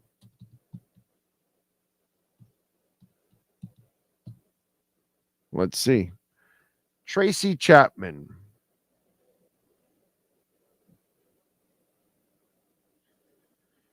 Best new artist, Fast Car, best contemporary, yada, yada, yada. Her fourth album, The Beginning, was released in 95, became another worldwide success. It had 5 times platinum, yielded hit single, Give Me One Reason, which earned her a Grammy Award for Best Rock Song. 5 years would pass before the release of her 5th album, Telling Stories, Let It Rain, and Where You Live, followed 2002-2005. Her most recent studio album, One Bright Future, was released in 2008. The remastered compilation album, Greatest Hits. Okay. Let me see here.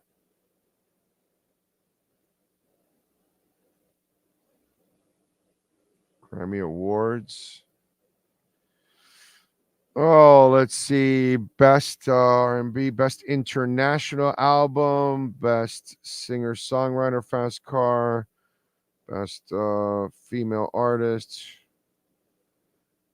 Okay, Best Female Vocal, Give Me One Reason. Nominated. I don't even know that song. Give Me One Reason in 96. I've never heard it. So it says Give Me One Reason was the other big song of hers here. That's it. You put something else.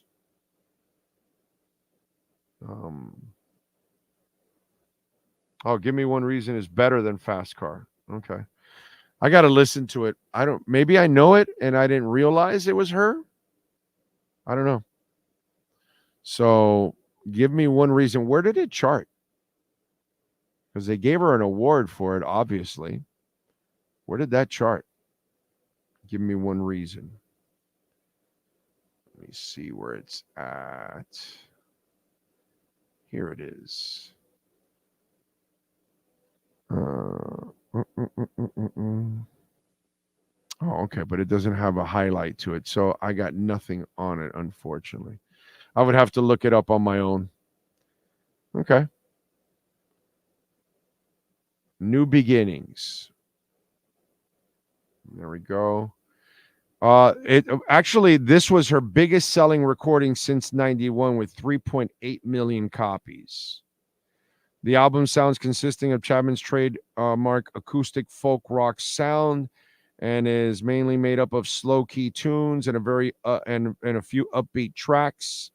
The hit Give Me One Reason, which is a blues piece. That's why I don't know, because it's a blues piece. Chapman earned Grammy Award for Best Rock Song and Track. It was also nominated for Record of the Year, Song of the Year, and Best Female Rock Performance of the Year for the Grammy Awards in 97. Aside from the single, Give Me One Reason, all of the songs are at least 4 minutes and 56 seconds long. Okay, yada, yada, yada, yada. Okay. All right, so that's why I don't know it, because it was a blues hit. I don't follow the blues charts, so I wouldn't know. But it wasn't a hit in the jet like Fast Car was, in other words. It wasn't a pop hit for her. It was a blues hit for her. That's why you kind of got me on that one. So she really didn't have another mainstream hit ever again after Fast Car. Let's be honest now, right? It's not a mainstream hit, right? A blues hit is not mainstream. Bluegrass, not mainstream. Classical, not mainstream. You know what I'm saying? So you can have a hit in those genres, but, you know, just because you have a jazz hit doesn't mean that most of the world's not going to know about it. You know what I'm saying? So I got it. She got her hit in that genre, never had another major hit again. And by the way, Fast Car is a mediocre major hit. Very mediocre. In fact, I think people that think Fast Car is a great song, I think there's something wrong with you. Okay? You can go have Fast Car if you want. I'll go listen to a Pumped Up Kicks instead. You can go with your Fast Car. I'll go with my Pumped Up Kicks. Okay? You can go with your Fast Car, and I'll take 8 or 10 hits from Imagine Dragons. I'm not even going to bring in Legends. All right? I'm not even going to talk about AC/DC. I'm not going to mention Led Zeppelin or anything like that, or The Who or Queen or something. I'm not even going to do that to you. I'm not going to mention the Smiths or the Cure. I'm not even going to go that far. Okay? Give me anything Bruno Mars over Fast Crap. You know what I'm saying? I don't understand, for the life of me, to this day, the craziness about Tracy Chapman. Sorry. Her folk music will put my ass to sleep. So, I'm just saying. Once you've listened to it, Big O, you'll know you've heard it before. Okay. If it better be way better than Fast Car. Okay? Because I'm going to be pissed if you made me to listen to some shit that sounds like Fast Car. And again, Luke Combs improved Fast Car drastically. Just got to say that, too. Way to go, Luke. Way to bring some real, something to a deadbeat song. Fast Car. Ugh. Fast Car peaked at number 3 in the U.S.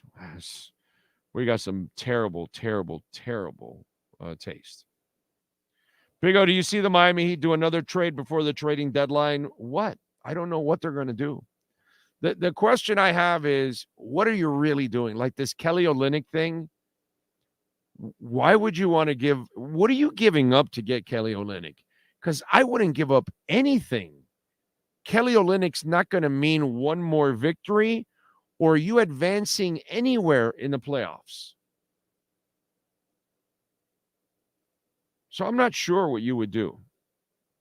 You know what I'm saying? You probably know Give Me One Reason. When it came out on radio, MTV played it constantly. Maybe, maybe not. I'm not sure. I don't remember. It's mainstream, it is? Are you sure? I got to listen to it. Big O, the mighty Chom FM doesn't play any Chapman. That says exactly. I mean, seriously. Who wants to listen to Tracy Chapman? Like somebody walks up to me and says, hey, come on, man, we're going to be jamming some Tracy Chapman. I'm going to look at him like, the hell is wrong with you? I get in a car and somebody puts on Tracy Chapman. I'm jumping out of the car no matter how fast it's driving. No matter how fast the car is driving, I'm jumping out. Okay? I can't run in a different direction faster than any car in the world for Tracy Chapman's music. You couldn't pay me to go to a Tracy Chapman concert. Okay? I wouldn't be caught dead in a Tracy Chapman concert. That's kind of the way it goes. Give me John Lee Hooker, Pine Top Perkins, Muddy Waters, and Robert Johnson. Any of them over the Blues. Yeah, the Blues today it's very weak, very weak. There aren't a ton of great blues artists and great art. Oh my God, you could actually, I shouldn't say that. You could find some pretty good blues artists. R&B is the one that really has disappeared. Most R&B is garbage. Okay? You can still find good blues. R&B, oh my God, it is one of the worst genres in music nowadays. What used to be, Teddy Pendergrass stuff, now you can forget about it, dude. Done. History in the archives. They all sound the same. Like I can listen to John Legend. There's a couple, but there are very few. R&B has taken a monster hit. Whew. That is one of the worst genres of music that's out there. There is so little special in R&B. It's ridiculous. Let's see. I'd rather listen to Steve Chapman. I agree. Definitely. Steve Chapman jams over Tracy Chapman every day of the week and twice on Sundays. R. Kelly was good. Yeah, but R. Kelly's more 90s. And he's a disgusting human being, too, on top of, disgusting. Human being's not really a word you want to use with that dude. But he's good. He's really good. Sometimes a little too over the top, but good. No doubt. He would go a little over it, but he's good. Way better than any of the crap that's going on nowadays.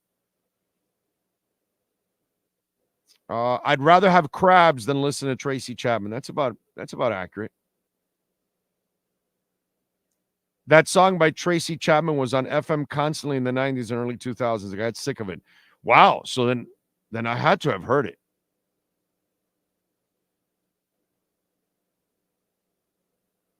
I had to have heard that one.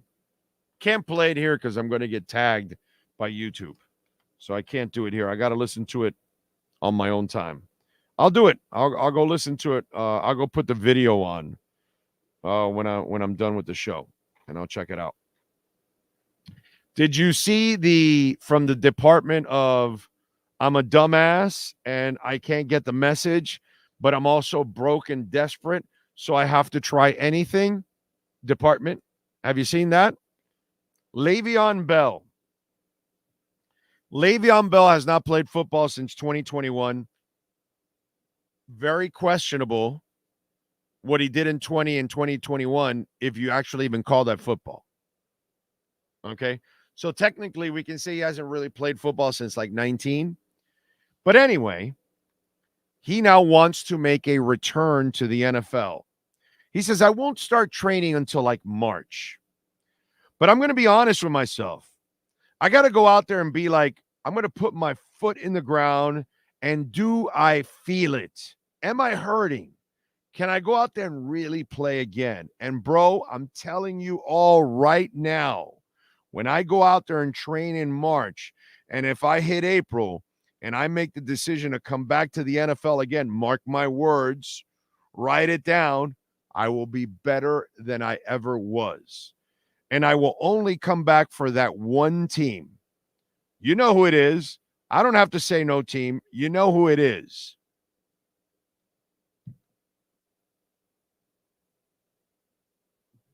Najee Harris. They're coming for your job in Pittsburgh.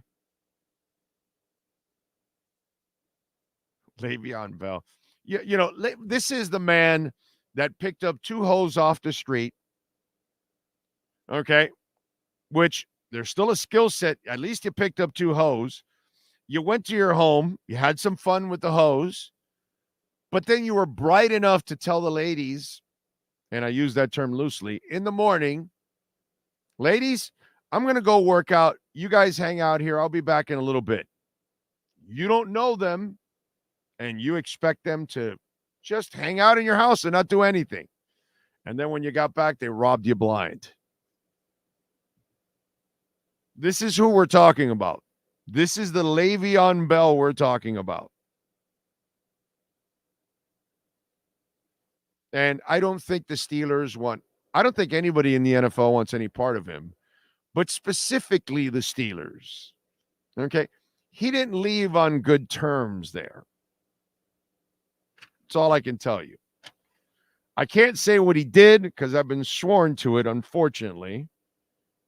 But he did something there that was unforgiven. Okay? Permanently.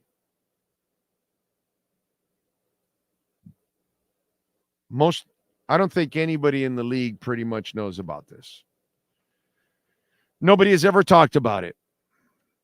But his actions cost him right away. They wanted no part of him anymore in that franchise, and he was gone. So, anyway. So we got the World Cup set, 2026. Locations are set: Gillette Stadium, Foxborough, NRG Stadium, Lincoln Field, Arrowhead, Levi Stadium, and Hard Rock Stadium. The finals will be at MetLife in Jersey. Hard Rock Stadium will host 7 World Cup games and a quarterfinal in July 11th and a third-place game on July 18th. Semifinal games, by the way, will be at AT&T Stadium where the Cowboys are at, and Mercedes-Benz with Atlanta. So that's going to be cool. 48 countries, up from 32, are now in the World Cup. 104 matches, up from 64. Anything and everything we can do to produce more money is what FIFA said. And that's exactly what they're doing. They're going to produce a hell of a lot of money. I'd rather listen to Dog Chapman sing than Tracy Chapman. I didn't know Dog was a performer. I'm in. I like it. Must admit, did like Fast Car for like a week on MTV, then got sick of it. It's a lame-ass song. I almost feel like we were forcing this upon people or something. You know what I mean? But whatever. You know? Not impressed with Fast Car. Never was. I'll listen to that other one that you guys mentioned and see if maybe I know that song. I'm wondering. The way you guys make it sound, it's like I'm really overlooking that song. That's the way you guys are making it sound. Like I haven't put one and one together. Like maybe I know the song and didn't realize it was Tracy boring-ass Chapman. That's some lame music she makes, dude. Lame. Tomlin is good at detecting scumbags. Unforgiven. Now there's a great song by Metallica. Yep. And Tracy Chapman did not do that one. Oh, take a break and listen to the song right now. All right. Go ahead, Sean. Give me a 2-minute break and let me listen to this Tracy Chapman song. Okay? Go ahead. Go for it. 2 minutes. Back in 2 minutes, I'll listen to... Welcome to Caneswear. New store, new items, same great experience. Family owned and operated since 2010, Caneswear has the latest merchandise from the Miami Hurricanes, Miami Dolphins, Florida Panthers, Inter Miami CF, and more. Come visit us at our store in Davie on University Drive, just south of 595, or online at caneswear.com. Caneswear, the spot Miami fans shop. When presenting an award to an employee, athlete, executive, or fantasy GM, make sure you call Orvieto's Awards and More. For 35 years, these custom award specialists have been providing plaques, trophies, custom framing, while providing state-of-the-art laser and computerized engraving, UV printing, and glass crystal etching. They do all their engraving and printing in-house for quality control. Call Charles at 305-949-8098 or visit them at orvietosawards.com. Orvieto's Awards and More, where recognition is rewarding. Oh, I think I know what this is. Houston, we have a package. Hello? No matter where you are, the Sloman Shield home security system guards your home. With next-gen perimeter protection, 24/7 monitoring, and interior motion sensing. And right now, get a free Sloman Shield security system and doorbell camera, all professionally installed, for free. Shield your world, the Sloman Shield. Welton Rayom has more than 62 years of litigation experience handling insurance disputes. They're committed to resolving even the toughest insurance claims quickly. Call them for a free consultation. 954-966-4646. At Welton Rayom, they don't get paid unless you win. Property damage claims to your home, business, or condo as a result of a hurricane. Welton Rayom can help. Water, mold, fire, smoke damage, Welton Rayom can help. Call 954-966-4646.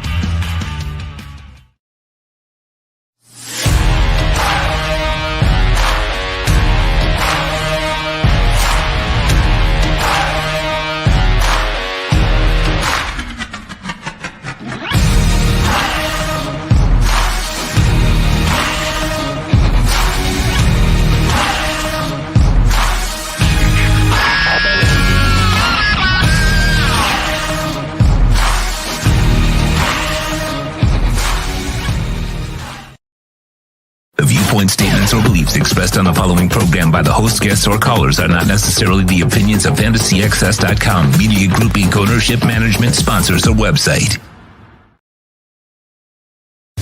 When it comes to South Florida sports teams, very few in the media have witnessed, lived, and covered it like the Big O.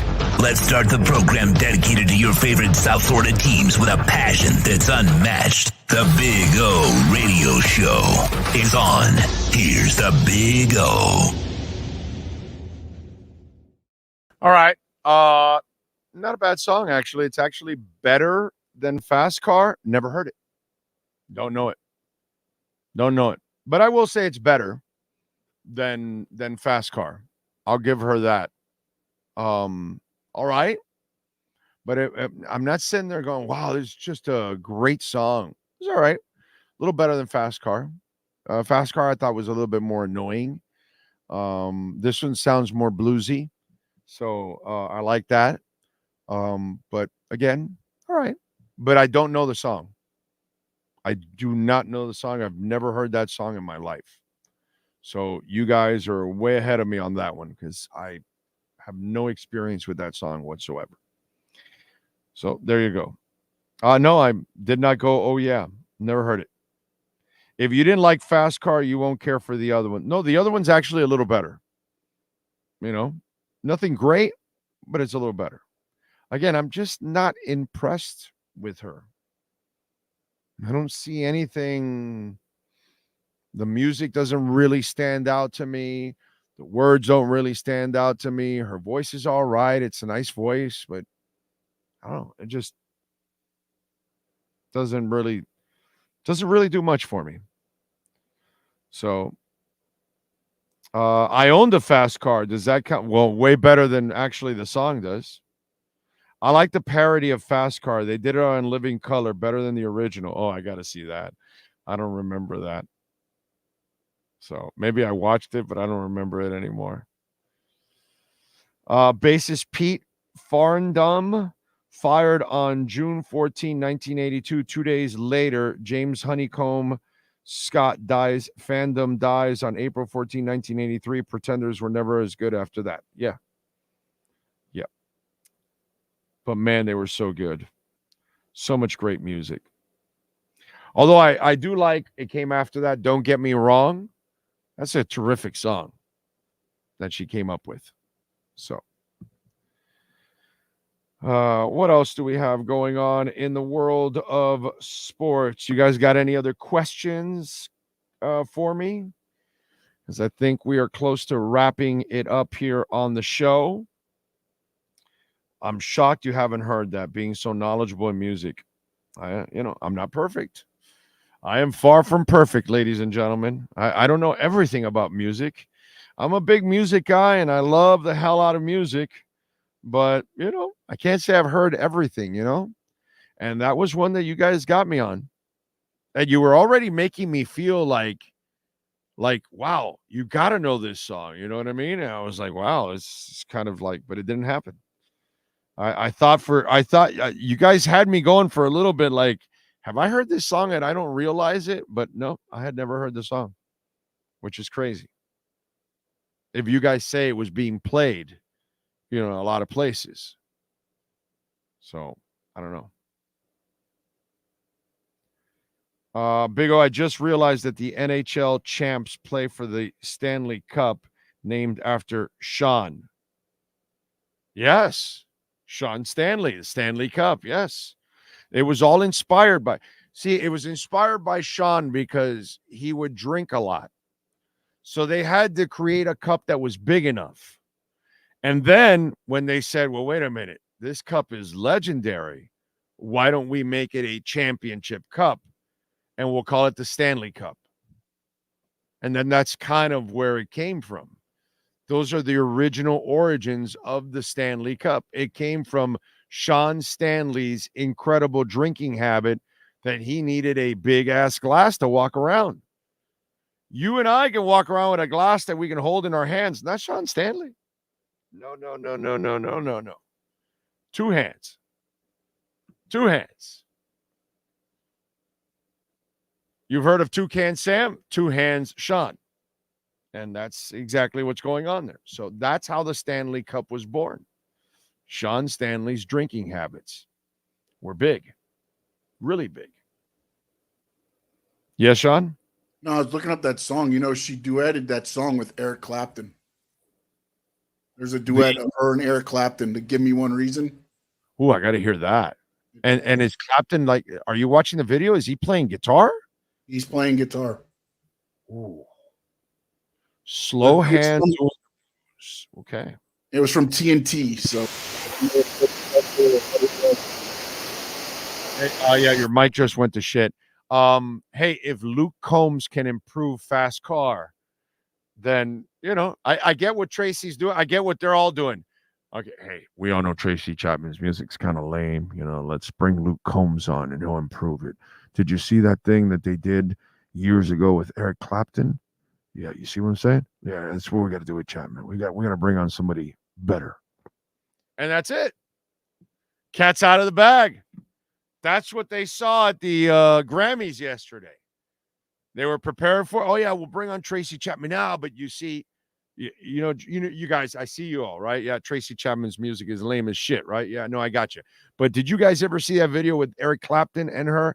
Now, see Eric Clapton doing that beefed it up. Let's go get Luke Combs.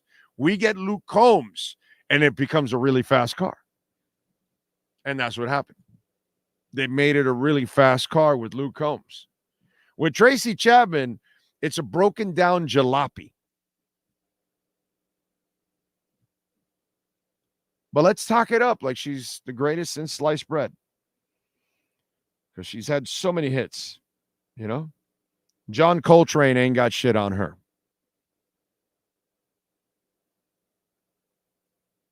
You can forget about that. The Allman Brothers. Oh. Neville Brothers. It's all about Tracy Chapman. Why would you want to listen to the Neville Brothers? Huh? Aaron Neville? Nah, you don't want to. That's not talent. It's Tracy Chapman.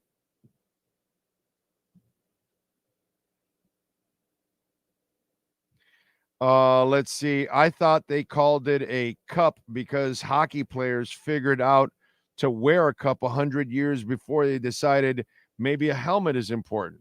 It's pretty good. It's pretty good. Milli Vanilli. There you go. There you go. That's pure talent right there, Milli Vanilli. Those people, they never lip synced. They really sung it, but then made it look like lip syncing. That's kind of a real talent. What they were ventriloquists. They weren't lip syncing. It's the thing that some of you don't really get about Milli Vanilli, and they get nailed for this. Dude, Kryptonite is down to 5 cents. That is freaking awesome. I think I got to buy a little bit more now. I got some at 5.5 last night. Now it's a half a penny less. I think I'm going in. I think I'm going in again. Love it. Anyway. All right, we are out of here. We appreciate all of you out there as always. Thank you for tuning in. Thank you for keeping it locked here and supporting our platform every single day. We will see you tomorrow. Well, no, actually, I'm not sure. Tomorrow I have foot surgery. So I don't know how I'm going to feel coming out of foot surgery and all that. Maybe I can, limp over here and do a little bit. I don't know. It depends. It's kind of a slow time. If there's nothing really, there's no Panthers on tonight. No Heat, right? No. So Heat and Panthers aren't till tomorrow night. So I don't know. We'll see. If any kind of breaking news, maybe I'll do something in. But yeah. But outside of that, we'll get our foot cut up tomorrow, and hopefully everything will go well. I'm sure it will. We'll be fine. And we shall see you either tomorrow morning, tomorrow afternoon, or for sure Wednesday, 10 a.m. But either way, appreciate all of you out there. Thanks to Sean Stanley. Thanks to everybody, anybody and everybody that sent in a super chat, or of course, whenever you're listening, Cash App or Venmo at Cash Big O Show. We'll see you tomorrow. Same time, same place, same bat channel.